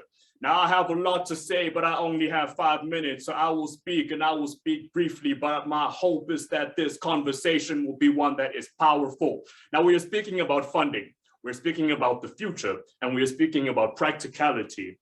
In that vein, I want to discuss two things. And the first part are the challenges to funding in higher education. The second part are practical steps that we can take to better ourselves within the near future. Now, there are three major challenges that I can identify, and I believe all of my fellow student leaders might agree with me in this regard in relation to funding in higher education. The first is access. The second is sustainability. And the third is inconsistency. Now, when I speak about access, we identify that funding in higher education or the lack thereof serves as a barrier. When we encounter young people from disadvantaged backgrounds, they are unable to access institutions of higher learning. And that access is primarily based on the funding structure that we have in institutions of higher learning, not only in South Africa, but all over the world. When I speak about sustainability, one thing that we see very often is, we always have our way. We always make a way. We are creative as young people. So we found a way to get that block lifted. We found a way to get registered. But once we are registered, we spend the entire year being concerned about the next year because we realize that there is no plan in place that will allow me to sustain the current path that I am on. So even though we are able to register, there is still a lack of sustainability in many regards in relation to funding in higher education. When I speak about inconsistency, the president alluded to the fact that this year, institutions of higher learning were plagued by protests. And if you follow history, you will notice this has been a reoccurring theme since 2015. Why is that? It is because of inconsistency. You'll notice every single year there is some kind of sudden shift that is brought to our attention by NSFAS. Last year, it was the change in the accommodation model. The year before that, it was students simply being removed from the funding list. This year, it was a combination of a variety of factors, and it is likely we will experience the same thing next year. This serves as a trigger. Students do not simply stand up and protest for no reason. There are triggers that result in this, and that trigger is caused by a lack of consistency. And this inconsistency is what we see through NSFAS. But I'm not in the habit of speaking about challenges without speaking about mannerisms that we can apply to address those challenges. And the first that we can consider is to prioritize funding for higher education. What I mean by that is within the national fiscus, you will notice that within our budgetary constraints, higher education is basically given the same recognition as many other departments. What I would argue is that it needs a greater sense of priority. Oftentimes you'll find when there is a will, there is a way. And what we need to do is to find a way to prioritize higher education funding. The second thing that is important to consider is the notion of equity and access. And here we speak about students within the missing middle. And this is a concept, if you're a student leader, you'll either hear it or you have heard it. The problem then becomes, what is equality and what is equity? We live in an equal society, yes, but within that society, the resources available are not equally distributed. This means we are experiencing a lack of equity. And this is the direct result that we see manifesting in the form of the missing middle. Therefore, a greater shift from equality to equity, allocating resources where they are needed and not simply allocating them across the board, is a very plausible solution we can apply to this particular matter. Last two things I will speak about. Building partnerships, it's important to ensure and we build consistent partnerships. Recently, our government made an agreement with the IMF, which is a Bretton Woods institution. And for those that don't know, essentially, we took out a loan, and that loan will come with terms and conditions. And when it's time to collect, it is highly likely that young people, the students, those in institutions of higher learning will be the ones who experience this fallout. So what we need to do is ensure that the partnerships that we engage in as a society are beneficial to those who need it most.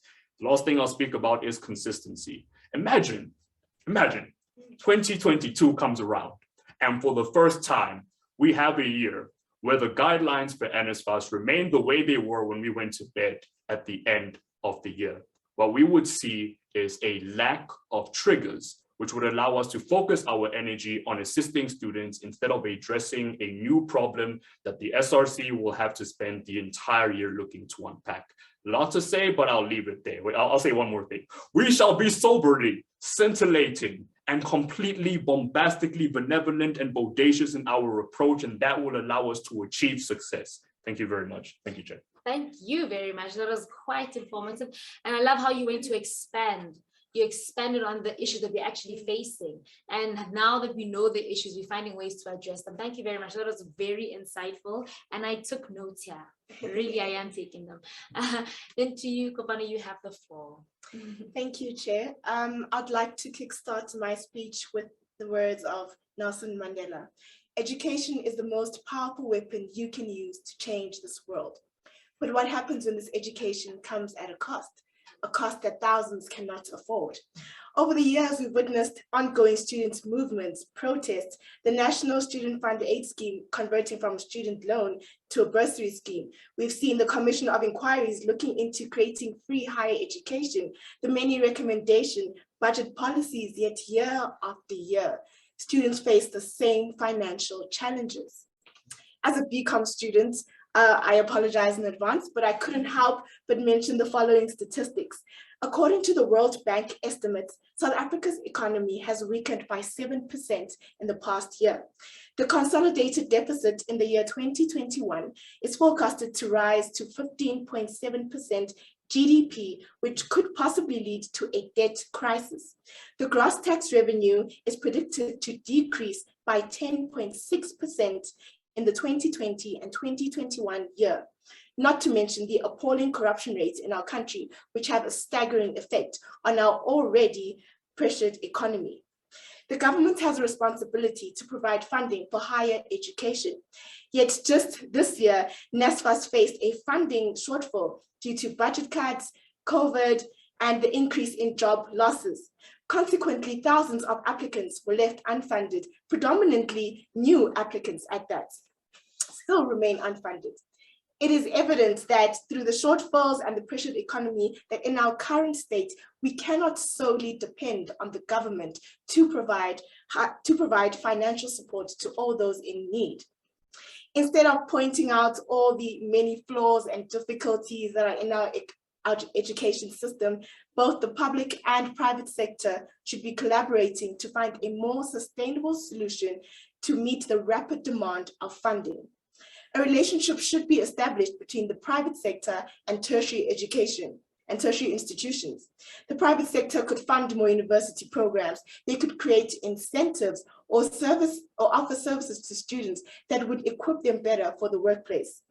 Tertiary institutions could be more innovative about education by investing in resources, research, development, and prototyping, which should be repurposed within tertiary institutions to find more ways to advance the education system, to make graduates more employable by providing them with skills that will be immediately useful, skills aligned with the current economy.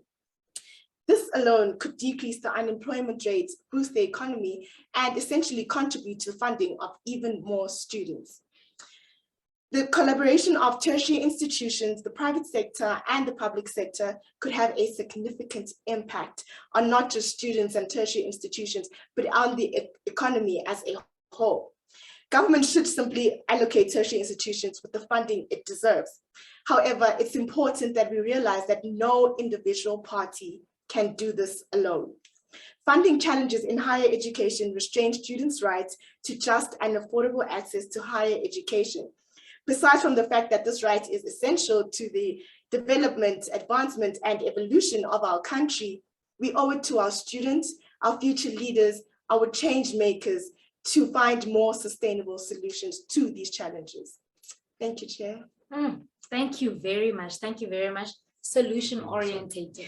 So now we get into my favorite part of these sessions is the Q&A. I think this now affords us the opportunity to properly engage on the suggestions that you guys have made and seeing actually what the students are also, more students are thinking in the comment section, and we'll be able to engage with that. So I will start with a few questions, just a few, and looking at time, I'll try to keep it at a few. So the first question, it'll be to you, Corey Lee, and to you, Kopano, is how can, okay, I'm one person who believes in community. I believe in community and that you can only exist because someone else exists. So you can't exist in isolation, meaning that even when we're speaking of the issue of funding for higher education, it is not an isolation. As you have all mentioned, there was a common thread that we all have the responsibility to solve this issue. So with that responsibility, I just have one question. How can businesses and entrepreneurs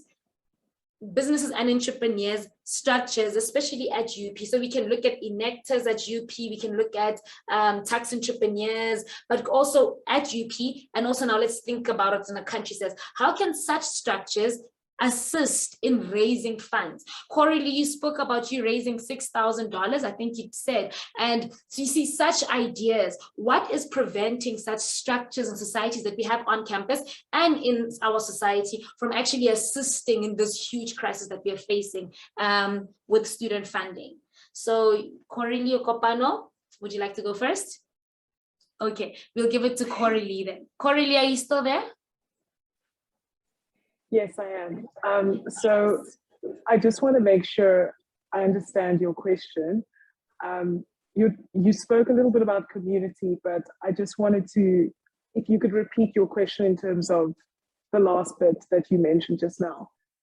Yes, so how can entrepreneurial and business societies or structures assist in this crisis that we are facing with student funding? So what is stopping such societies, structures in assisting to raise funds for this higher education funding crisis that we currently have? So that's a tough question, because I know obviously everyone, like almost basically everyone needs funding, right? I know in Enactus we would be trying to raise funding for the entrepreneurs in our communities, and it always feels like there isn't enough of it. I think with funding, the most important thing is, you know, who would care? Who cares the most about what you are raising money for? You know, I also, when I was raising money for the MIT Bootcamp, was $6,000. I had less than a month, and I started approaching corporates at first.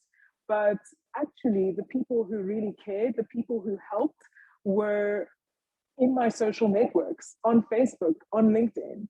And it was actually individuals who ended up contributing. So I'm glad you mentioned the stuff about communities, because I think we shouldn't just look at any organizations. We should look at the organizations or corporates or people who are most interested in our specific cause, not just targeting anybody. But with what I did, I found that instead of trying to get a big corporate to give me 100,000 Rand straight up, because $6,000 is 88,000 Rand with the current exchange rate, I should rather look for, 100 people to give me 1,000 Rand, or 1,000 people to give me 100 Rand to make up that amount that I need. So I think it's really important to target the right people and speak to the right people as soon as possible. You don't know who those people are, but I think the truth is with organizations, even especially the ones on campus, is that everyone is kind of looking for funding for their own cause. But how can you band together? How can you share the information that you have for a common, for a synergy in your cause to raise funds? So I think targeting is important, and possibly collaboration, but it all has to be for a common cause. That's what I would say. Thank you very much. Yes, it does help a lot. Thank you very, very much for that. It's greatly appreciated. And to you, Kopano. Thank you for your question, Chair. I think that we are so privileged in our structures to have such great platforms, such great social media platforms, where we can use them to not only engage with students, but to engage with corporate as well. Businesses are always looking for students to recruit, graduates to recruit. So it could be a collaboration, like my previous panelists mentioned, collaboration between student bodies and corporates. And that way funding could be an issue that could be resolved in that sense. But also we see so many bursary opportunities, we see so many, and even though it's not fit for myself or I don't meet the requirements, again, to our social media platforms, sharing them with people that you think could benefit from them, sharing and spreading the word, because even though it may not help you, it may help someone else in the long run. Yeah. Thank you very much for that question. Then, before I continue with these, I'll take one from here, and I'll direct this one to you. So Sandile, you didn't direct this to anyone, but I'll direct it to David. I would have liked to answer it, but you are president of this institution, so you do know the answer. I'll direct it to you. So the question reads, is it possible for the institution to at least do something about historical debt from donations that they receive? Because I believe that we struggle to get funding because of the already existing debt that we are swimming in. That is the question. So is it possible for the institution to at least do something about historical debt from the donations they receive? Thank you for your question, Sandile, and thank you, Chair. Yes, to answer your question directly, it is possible. Not only is it possible, but also it is happening. Within the university, we have what we call a debtors list. You'll find this under the Department of Finance, specifically the study aid unit. So essentially on the debtors list, you remember when you log on to your portal, when you go under student finances, there's an option to upload a couple of documents and to essentially give a breakdown of your financial situation. When you give this information, it is then recorded by the university. And when potential sponsors and opportunities come up, they are directly allocated. So for example, this is an example that I would give a lot, but let's say you're an engineering student, an Anglo-American, approaches the university and says, I want 3 mining engineering students. The university staff will simply go onto that debtors list and look for 3 mining engineering students. And the reason for that, as you are aware, we have the POPIA Act. So you're uploading your documents, comes with terms and conditions, and essentially you're giving consent for your information to be shared for the purposes of ensuring that you get funding. The issue that still remains is that although it is happening and although the allocations are there, the problem then comes in that we still face an issue that is a wider socio-economic issue in South Africa, and that is, to put it quite simply, that there is simply not enough. And that is why for so many of us, we might upload and we don't see it, but I can assure you that it is happening. And what we need to do is intensify our efforts, but also we need to encourage one another to do so. I remember working with our president, and we would sit and we would go through lists and names and we would submit them, and funding was available. But oftentimes you'd find that a student did not upload all of the documents, or something was incomplete, or something was missing. And although the funding was there, it could not be allocated directly. So we need to get beyond the point of apathy and encourage one another to at least try to put in the effort. And there we will see a positive change. Thank you very much for that response. And yes, it is covered. I knew you'd be able to answer it. Thank you for that. So I just have one more question. You can keep the questions coming. You can keep them coming. I have one more question directed to you again, David. So you have mentioned in your presentation, you mentioned the issues. And one of them you said was inconsistencies. As you mentioned, we can go to bed today and NSFAS is funding everyone. Tomorrow we wake up, they're funding only half of the students. No more funding LLB and all of these issues. And it's a very critical issue because it happens year after year. So the question now, on your point of inconsistency, what should the response of the students then be to this inconsistency? And again, it goes back to the question, it goes back to the theme that we're looking at practical solutions and practical ways which we can move forward. So what should the student response be from your side? Thank you. And I'm taking questions so you can keep them coming. I appreciate that. It's a very critical and a very important question. And to answer it directly, the first step is to understand our context. The way we would approach a particular issue in our context would differ, for example, from a student in another institution. We have institutions of higher learning in South Africa where pretty much 90% of the student body are completely reliant on NSFAS. The last statistics I've seen within the University of Pretoria, we're looking at about 20,000 students roughly who are under NSFAS. So what we need to do is, and I do stand to be corrected, yes, Madam President, what we need to do is look directly at which of these issues are directly affecting us, because you'll notice that inconsistency does not operate within a vacuum. There is the notion of intersectionality. And what that means is an issue will overlap with another issue. You might find that if one degree is no longer funded, then those funds might have been allocated elsewhere.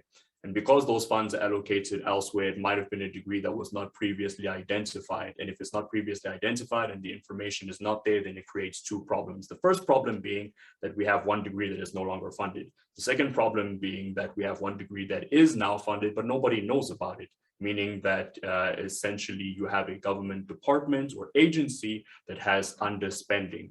So again, we need to look at our context and apply a situational response directly to what affects us the most. What we need to do is ensure that this response is one that is constructive, because we need to ensure that what we say is of one voice, of one message, of one accord, to show that this is an issue that affects us within our localized community, and we are active, positive, and constructive in doing something about it. Thank you very much for that response. I greatly appreciate it. I've just been alerted about time. I wanted to go on. Like I said, I love this topic a lot. I really do, because it's quite a personal one that's very close to the heart. But I've been alerted of time. So now we will bring it up to a quick close. Then I'll just give all panelists just a quick something, not even 2 minutes, a few seconds, just this word of closing on your arguments that you made. Then we will now move from there. Thank you very much also again for joining us. I'll start with you again, Coralie. Thank you. So I did want to say one last thing to echo also and to add on to what you have said previously, is just also don't rule out looking for overseas options. There are people out there, even individual donors, who are ready and willing to give substantial amounts of money. And obviously, foreign donations can add up to quite a bit. So really don't rule that out. We cannot just rely on what we see, leave no stone unturned. And I would really say keep, working on your own personal brand, keep pursuing what it is you really believe in, because whatever you study, whatever you needs to contribute to that. And so I would say that's one of the most important things. You're not selling, you're sharing, and you have to share your story, you have to share yourself. The best way to predict the future and study and create the life that you want is to create it. So don't give up, leave no stone unturned. If you have to work, if you have to do part-time, whatever it is, but don't give up on your dream, and surely people will be attracted to the magnetic power of your conviction for what it is you want to do. Thanks. I hope that helps. Thank you very much. Thank you very much. Then we'll go to you, Kopano, then we'll finish with you, David. I'd like to take this moment just again to reiterate the importance of collaboration, especially from the private sector. We are building our future leaders. We are building the next Nelson Mandela's, the next change makers of tomorrow, and without funding, we are restricting them. We are limiting them. We are limited. There's so much red tape already in the world. We do not need our learners to be limited as well. In whatever way we can, whatever incentive services that you can offer, they would be greatly appreciated, and they go a very long way. Thank you. Thank you, David. Thank you, Madam President. Madam President knows what I'm about to say. Every time that I am given a platform, I like to say the following. That is that we have the capacity and we have the capability to loosen the shackles of mediocrity that have bound so many to complacency. And what I mean to say by that is that this is a difficult issue. Sometimes we feel dejected. We feel dejected because we are rejected, but simply because you are rejected and dejected does not mean you have been ejected yet. We need to start somewhere. So what I want to encourage you with today is to ensure that you take that first step. Knock on every door, apply for every single option that is available, and make sure that you try until you see a difference that has been made. Consistency is key. Motivation is key. And discipline will take you across the finish line where motivation fails. Thank you very much, sir.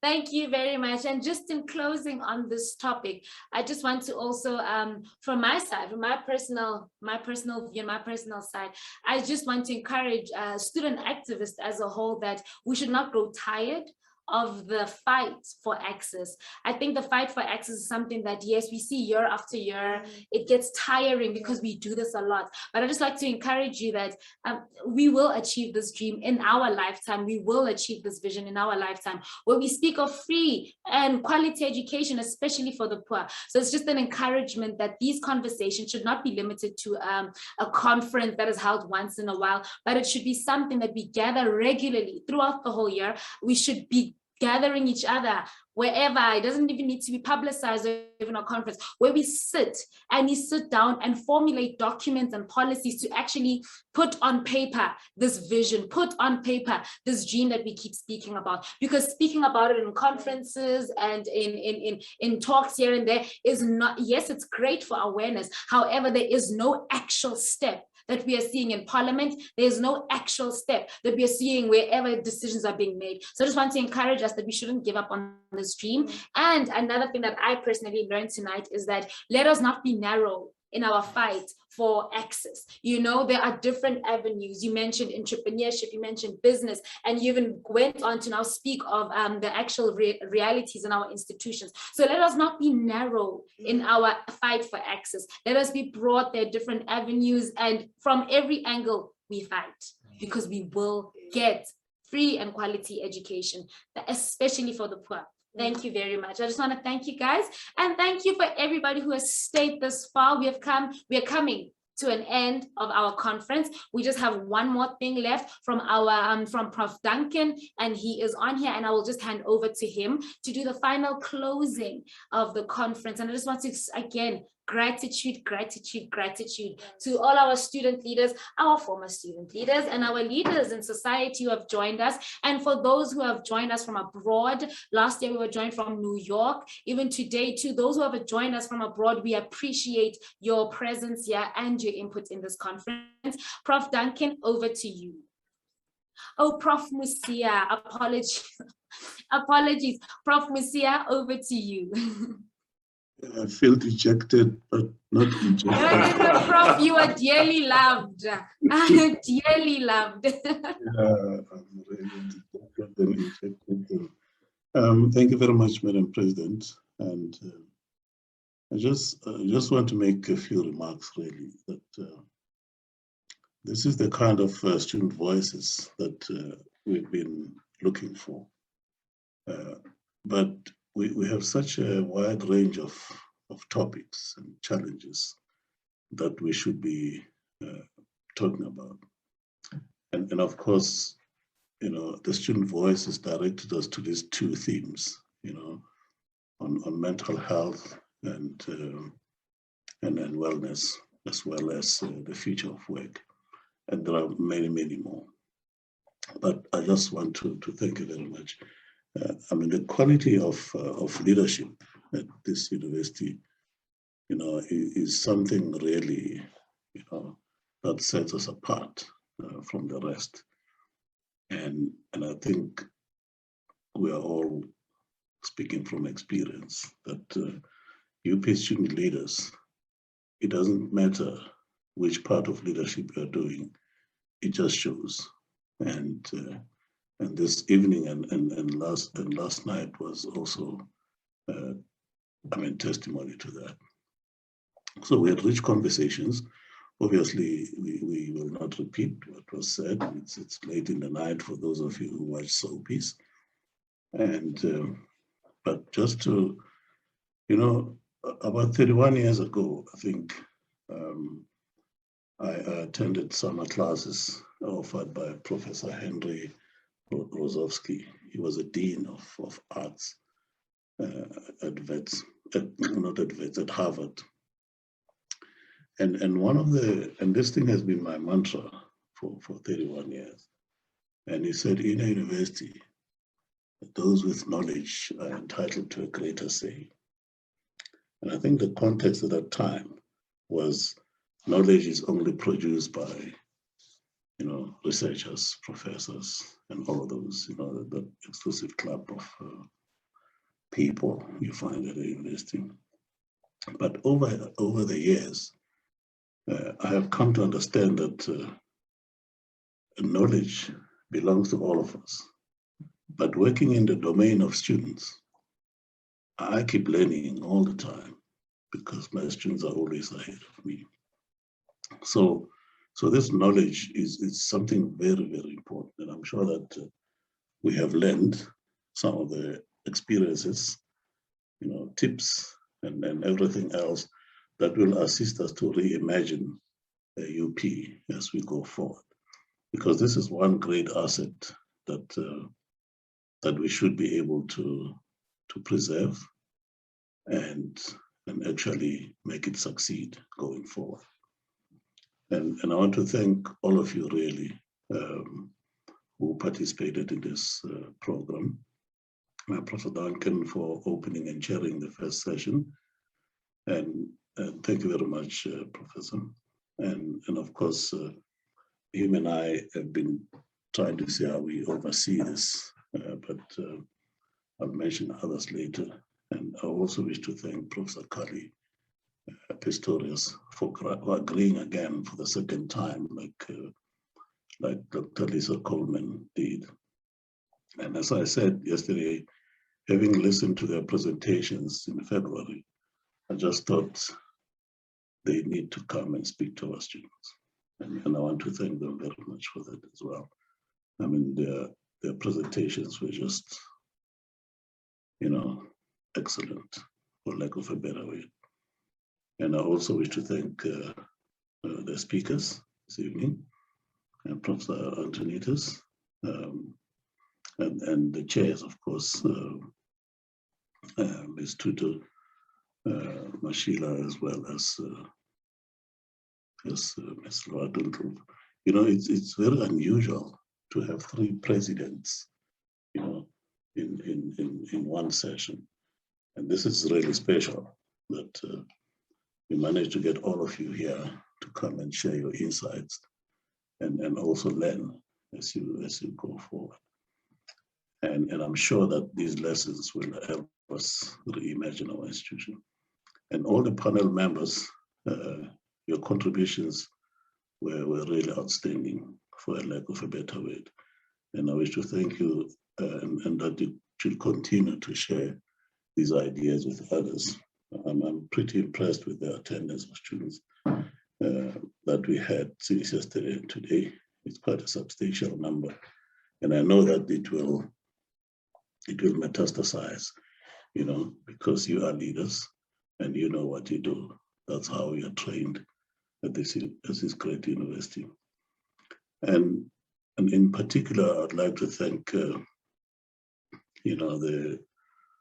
the people that really put this together, that assisted me and Professor Duncan, our planning committee, Dr. Hesty Biles, Ms. Michelle Filion, and Ms. Maliga Governor, as well as Dr. Madiba. And I also wish to thank all the directors of professional services that have been part of this, assisting us to generate ideas and be able to reimagine this institution going forward. Because UP, is a very big giant. It's a big ship. It matters. And thank you very much for your contributions. And I also want to restate the fact that Enactus is a big deal. Those of you who have not been exposed to it, you just need to get yourself exposed together with all other activities that we have. And speaking of politics, lastly, Madam President-elect, politicians take decisions. The engineers and scientists and all of these people can do what they like. The buck stops with politicians. That's the way, our democracy, not even democracy, even dictatorships are like that. So you are not lost. And politicians use a lot of data to arrive at certain decisions. So I wish to thank you very much. It's late in the evening. for all the hard work. Let's keep on keeping on and make this work for all of us. And as I said yesterday, the Vice Chancellor couldn't be with us. He had really liked to be with us. He is still traveling, but I know that he is very supportive of what we are talking about these past 2 evenings. And may you have a good night and enjoy your soapies.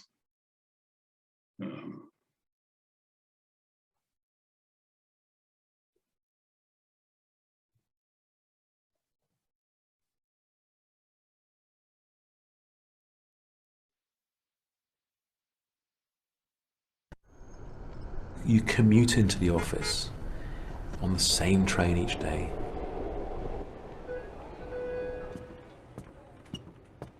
You get to the office, you get your coffee, you sit at a desk, this piece of wood, and you're there for 8 hours. It's like a prison to me. It's the physical environment that's built to separate and silo. Okay, well, you don't need to know this kind of information. You should only know what you need to do to stuff this tube into this bottle, or whatever. We're now tethered to devices that beep at us all day long. 47 reply alls that consist of 2-word answers. On average, 77% of the UK workforce feels that a productive day in the office is clearing their email. Oh my God. You know, it's just shocking to think that actually the process of work has become work itself. When did that happen? A study in the UK a few years ago showed that your average information worker, was interrupted perhaps 7 to 11 times an hour. And this resulted in men in a 15-point drop in IQ temporarily, which is the equivalent to being stoned.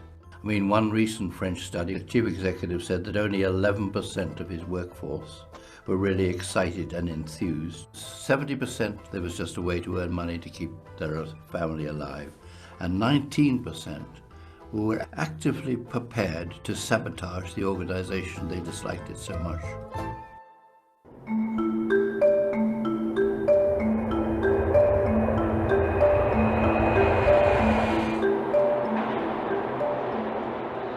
The world of work is changing. On the one hand, we have incredibly high levels of worker disengagement, and there are dire predictions that up to 50% of the jobs in the United States are at risk from automation in the next 2 decades. But on the other hand, we have new companies creating value faster than at any point in human history. We're seeing billion-dollar startups inside a single calendar year. That kind of stuff is happening on the back of that information. Feel the potential. The digital world brings us a tremendous amount of novelty and new ideas and new insights and new people, new relationships, new opportunities. People have an impact in society in their work in a way that exceeds simply what their pocketbook can do. So what I see is just this untapped potential energy, and it's all because of the systems and processes and mindset that we're using. If we just change the mindset, suddenly there's untapped capability, untapped potential. To learn at faster rates, to achieve our potential much faster. So you enjoy it, and what you're producing is more valuable to other people. It's a win-win. When you think about the huge amount of untapped brain power. The closer we looked, the more we realized that the way we work has not kept up with the rapid pace of change in the world. The offices and cubicles we work in, the buildings that they're placed in, the software and the hardware that we use, they're really all designed for a world of information scarcity. But the world has really changed in the last decade, and we now live in a world of information abundance. People are collaborating, they're communicating with friends, they shop online, they play games, they have this wonderful, rich experience of technology in their personal lives, and then they go into the office. We naturally are beginning to look at our physical environments to have those types of performances. We expect them to be interactive, we expect them to be faster, we expect them to allow us to do things in a more spontaneous and intuitive way. We've been running companies the same way since the Industrial Revolution, when we made them purely for the purpose of doing the same thing over and over at scale as efficiently as possible. It was based on Ford and the production line. The Fordist approach was about pure efficiency, speed of production, lowest cost. All Fords were black because black paint dried quickest. That whole construct is a dead construct, really. It belongs to a previous era. A couple of factors among others, have changed. First is things have sped up, and that's self-evident. Things are faster, but they're also more interconnected. And when you combine the two, speed and interconnectedness, suddenly you have this unpredictability. So you don't know what tomorrow will be like. You don't know what next week, and you certainly don't know what next year is like. This world of information abundance, it's really defined on the one hand by this sense of being overwhelmed by constant communications and this constant flood of data and us having to cope with it. And on the other hand, it's defined by the immense creative possibilities. So I think what we're seeing is that the world of work is undergoing what I call a structural shift. How do we lead in this world? How do we create value? How do we organize ourselves, our organizations, our companies, obviously, to be able to generate value collectively? How do we create a culture that allows for experimentation so that failure isn't punished? How do we budget in a world where we're changing priorities rapidly? How do we assign resources? How do we do management? There are so many challenges that people are slowly working through in this new world. The reality is I don't think enough organizations realize what's at stake here. We see right around the world examples of organizations who have failed to change. And so I think a lot of this change inside organizations is not about whether they're going to be successful or not, it's actually whether they're going to survive. The environment is at stake, people's health, a functioning society. It's the motor of our world, and we need to get it right.